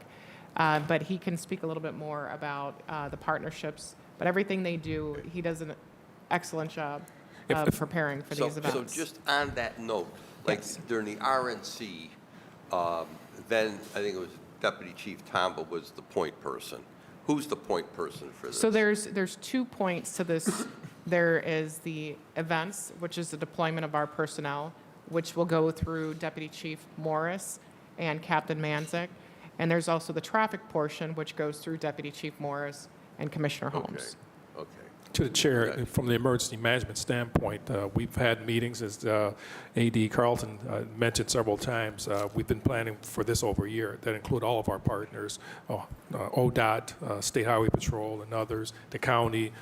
So we were looking at it from a regional standpoint. Obviously, we're concentrating, on Cleveland proper. However, we still include all of our partners. So we did coordinate with that. As stated before, we wanted to make sure through this planning that the hospitals were areas that we really concentrated on because we didn't want an issue where an ambulance couldn't make it to the hospital. Same thing as Commissioner Holmes talked about was making sure there was an access from the Shoreway, Berkeley Lakefront Airport, to be able to get the organs to Cleveland Clinic. So we took all that in consideration. Okay, thank you.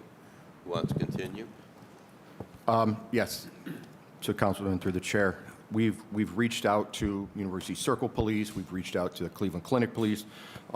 Chief McCauley was just texting back and forth with me just now. Sergeant Lally is reaching out to Lakewood to see what we can do on the west end to help them, because we realize if you live on the west side and you're down at Edgewater, you're going down Lake Road, you're going down Clifton. So we're reaching out to those. We've reached out to Ohio State Patrol. They're going to be patrolling the highways to assist us with that. Councilman? Yeah, it's sort of an impossible question because this is unprecedented. I just suspect that post-event, I wonder to what degree the fluidity of our plan has to accommodate just traffic in miscellaneous places, traffic flow, traffic conducting, to try to get people back to where they're going. Councilman, through the chair, what we are trying to do is, if we have to, just on Detroit, we can shut it down at 45th in Detroit and push everybody onto the Shoreway so that we're not flooding the neighborhood. If there's a great deal of traffic, we can do that. They won't like it, but we can do that. You're asking about other entities. It's really hard because everybody has selfish interests. Lakewood has a different interest than Cleveland does, Bay Village and Westlake. So we really try to work with everybody to ensure that, whatever happens that is coming into your city, hey, you know about it. It's coming. We've done that many times, especially 4th of July. So we're kind of planning the west side like it was the 4th of July. And I just want to reiterate too, please tell your constituents or anyone listening, come early, expect delays, don't get frustrated. You're coming to what's supposed to be a happy event. And we just don't, we don't want any road rage or anything like that. Yeah, if they're coming to a park or the lakefront, they need to make sure, as been said, you got to bring water, you got to bring food, you got to be prepared for that day because you might not be able to get out for a while. Yeah. And especially if you have little kids. Chair, what I don't want is have somebody have some expectation that I'm leaving my house at whatever time, Right. and I get to Edgewater in 10 minutes, and it's all No. it isn't going to happen. So on that day, because we've had to do this in the past, do you have any rough estimation as to how many people will be in town for that day? I think Matt Renke said around 140,000 was the top end. Additional to our normal pilot? Yes. See, I would have thought it would be more than that. Well, initially it was, and they've kind of tapered it down as it's gotten closer. Okay, because you got the Final Four, because I'm assuming most of those people are going to hang around to the next day, I'm assuming. Well, that was one of the things that I discussed with the chief and the deputy chief, Sergeant Lally and I, was there's a hotel exit at 10 or 11 o'clock in the morning, and then usually a 3 o'clock, inundation of people trying to get to the hotel for whatever for this event. So Okay, then you got the Guardians, and they hold what, about 35? About 35,000. So okay, yeah, I'm assuming that we have in the past dealt with a preseason game at Brown Stadium, Okay. a full Guardians ballpark, Right. and a full the Q, I guess, not Gun Arena, the Yeah. Q. So we've had that many people here Right. before. So Right, okay. we just have to be fluid and Okay. ready to move. Councilman Harsh. Thank you, Mr. Chair. I only really have one question, then just a couple comments.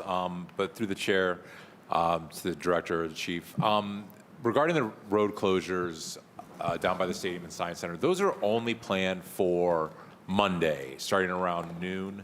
Will there be any road closures during the weekend? Monday, right? I have, to the chair, I don't Whoever can believe so. answer that. I know that definitely road closures that- for that- Monday. yes, And the others are just no parking. Okay. So for the weekend activities, the Saturday and Sunday, those roads will be open during those times? If you're talking about Brown Stadium, no. Saturday, Sunday, and Monday, that road will be closed. All three? Yes. Okay. Okay, that's what I was getting at. But the parking restrictions that are just Monday. Got it. Okay, so the road closures will be all weekend, but the parking restriction is just Monday. Yeah. Okay, great. So, Mr. Chair, I'm hearing a lot of unnecessary panic out there. Just in case the world doesn't know, Earth experiences a total eclipse of the sun about every year. This is a common occurrence. It's just that 75% of the world is water, and these eclipses often happen over the ocean, so there's not much opportunity for people to experience it. But we get these in Cleveland about every 375 years. People do not need to worry or panic about anything. The path of totality goes from about Toledo in the northwest corner to the northeast side, or to the northwest side of Canton. So nobody in Cleveland needs to really plan to move to one side of town or the other. If you're trying to go from east 185th to west 185th, you might increase your totality experience by half a second, but it's really not worth the effort. Everybody in Cleveland can stay at home or can walk down to the park in my neighborhood and enjoy the eclipse with friends and family. The concern about animals that I keep hearing is kind of nuts. I did go down to Tennessee in 2017. The crickets came out, but I don't think the crickets have emerged up here from winter yet, so I think the crickets are still underground. Birds might go to bed and sing their little bedtime song, and my dog, which already sleeps about 16 hours a day, might take a nap. She might think that it's nighttime, but your animals are fine. They don't normally stare at the sun, so they won't stare at the sun during the eclipse either. Animals are just fine. It's the people we need to worry about, and As always. the people need to know that just like you wouldn't stare at the sun during a normal day, you shouldn't stare at the sun during an eclipse either. But there is this spectacular view of the moon covering it, so we have eclipse glasses that will allow you to observe that during the middle of the day, staring directly at the sun with proper eclipse glasses, and those will be floating around town in abundant numbers, but you don't need them to just be outside during the day. And most importantly, during the 3.5 minutes where the moon completely obscures direct light from the sun, that is the moment of totality, that's 3.5 minutes, you can take your glasses off, and you should take your glasses off, and you will see a ring of fire in the sky. It's a very cool sight. You'll see the corona of the sun. It's totally safe to look at without glasses once totality begins at about 3:13, and trust me, you'll know when that moment happens. The hair on your arms will stand up. You will figure it out. And then once the moon moves that fraction away and the sun comes back, you'll put your glasses back on. And it's a common sense experience. The only concern I have about animals actually is for our boaters. Whales are known to breach during eclipses, so if you're out on Lake Erie, you should look underneath you to make sure there's no whales coming up. This is a strange phenomenon observed out in the ocean, so boaters should look out for whales.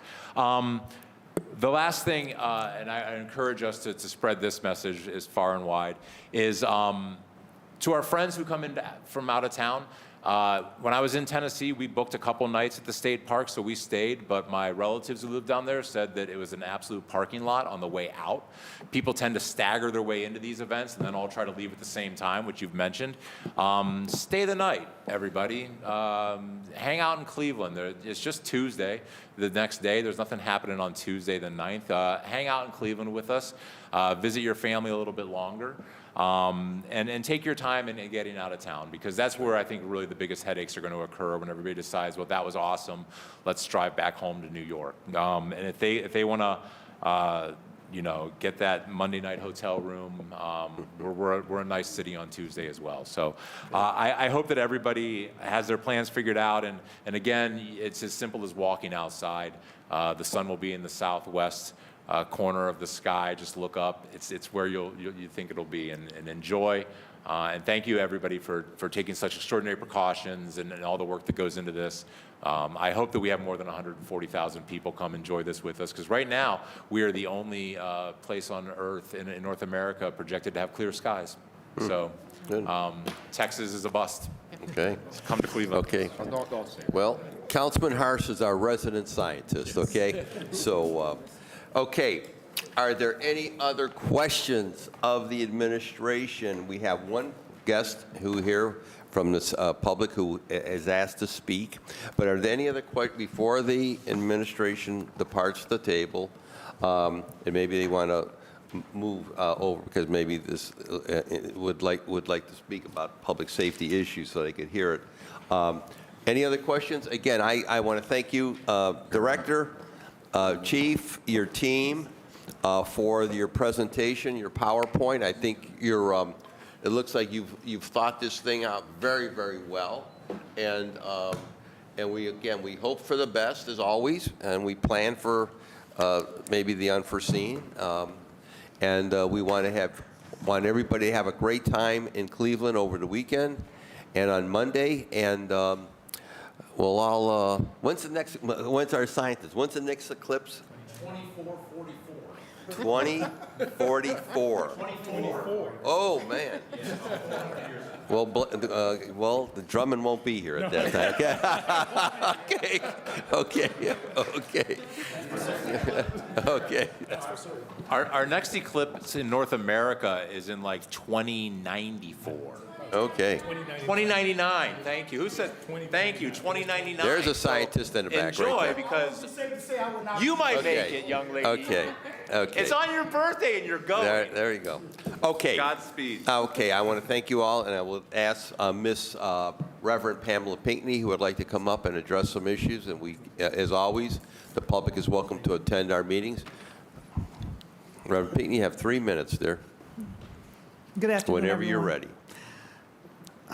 As we know, an eclipse is representation of the moon blocking the activity of the sun to give us light.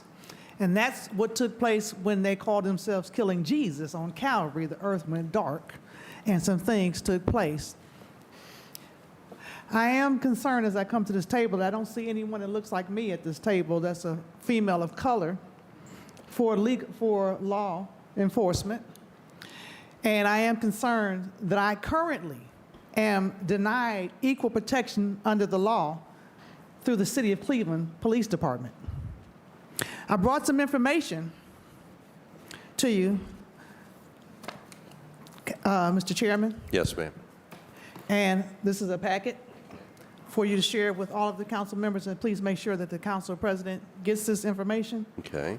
Now, we can be distracted with an eclipse right now if we want to, but we have some real issues. We have missing, dead, Black, Native American, multiracial women missing and dead in Cleveland.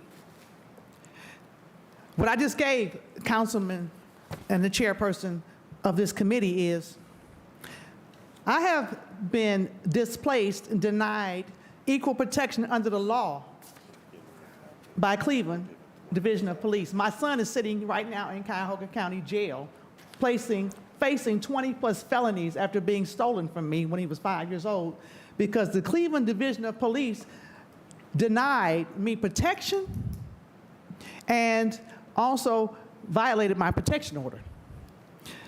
What I decided to do was not do something retaliatory. What I decided to do is do something constructive to make sure what has happened to me never happens to anyone else ever again. I am concerned because I went and I applied for a job, and I was actually on the second day of training at Oriana House, and when I asked particular questions, I was told that I was not welcome there, and I had to call the police to make sure I could go get what I needed in terms of my finances, and they sent a mental health unit. Council chairperson, Yes, the ma'am. information I gave you, Yes. the police reports that I did that never got sent anywhere to a supervisor, sex crimes, or anywhere. Those police reports, instead of it being investigated and addressed, like those missing dead women today and our children, they put a mental health label on me and have marked me in the United States of America. Why I'm unsafe to live right now. Right now, my finances are impacted by this. Amazon and 20 vendors are selling books that I wrote and authored, published. I am not getting any of the money. I have no place to live that's safe. And when I try to stay somewhere safely, during election times, particularly, Cleveland police, some people in the Cleveland police, and I want to just make it clear, I'm not against the Cleveland police. I'm against the bad Cleveland police people that work in that agency. My Okay. cousin is the former sheriff for Cuyahoga County, and I have a cousin who is also a police officer, and I'm a retired probation officer. And I just wanted to bring this to the table today. The eclipse is important, yes it is, because like you said, there's people going to be doing some things they had no business doing. Yeah. But we need to focus on what's going to happen after this eclipse and what's happening right now before this eclipse, because I'm currently impacted by this, and I wanted to bring this to your Thank attention. you. And And- I wrote this poem, and I brought a copy of it to you all, Cleveland City Council and the Okay. law enforcement. I overcame that. Now I want to work with you all to make sure that this doesn't happen to somebody else. Thank And my you. other 3 children, I have no clue where they Okay. are right now. So just in closing, thank you, Reverend Beekman. Have you, the concerns that you've had or what you felt was not, where you believe you were not serviced adequately by the Division of Police, have you made a complaint to the State Director's? I've gone to Office of Professional Standards. I've Okay. gone to Internal Affairs. And the guy at the council meeting who was filming me a few weeks ago, and you said make sure I do a police report. I can't get a police report by Cleveland Police because when I do a police report, they write the police report up to make me look mentally ill, deranged, crazy, and like I'm a liar. So Cleveland Police, Division of Police, refused to give me a sufficient police report that Prosecutor O'Malley or anyone else would. I have a case now that they have assigned a visiting judge that's not even registered in the Ohio Supreme Court, where I'm the victim of 2 counts of assault and unlawful restraint in a church member's home. And Cleveland Police refused to address it on my behalf. I'm concerned because my parents could have died behind this, and my parents are those are yours, that's yours. Okay. My parents are leaders in this city, and many people only have the positions that they're in now. And I even have I wrote some things down for you all, because Cuyahoga County put a law in place to target my children and me even more. This is not right, and this is not fair. I'm a sufficient, adequate preacher, and I'm a law-abiding citizen, and I think this is very unfair. And yes, I have done it. I have actually gone to the court of law, but some people in the Cleveland Police, in the offices, not just the law enforcement, but in the administration, are having my records tampered with in the courts, in Cleveland Clinic Hospital, and many of these other places. So you can do your own research, and I'm sure that Director Drummond will work with you and cooperate with you on this because he's familiar with my situation, as well as many members of the Cleveland Police. Thank you. Thank you for coming and addressing the committee. Without any further questions, the Public Safety Committee is adjourned. Thank you.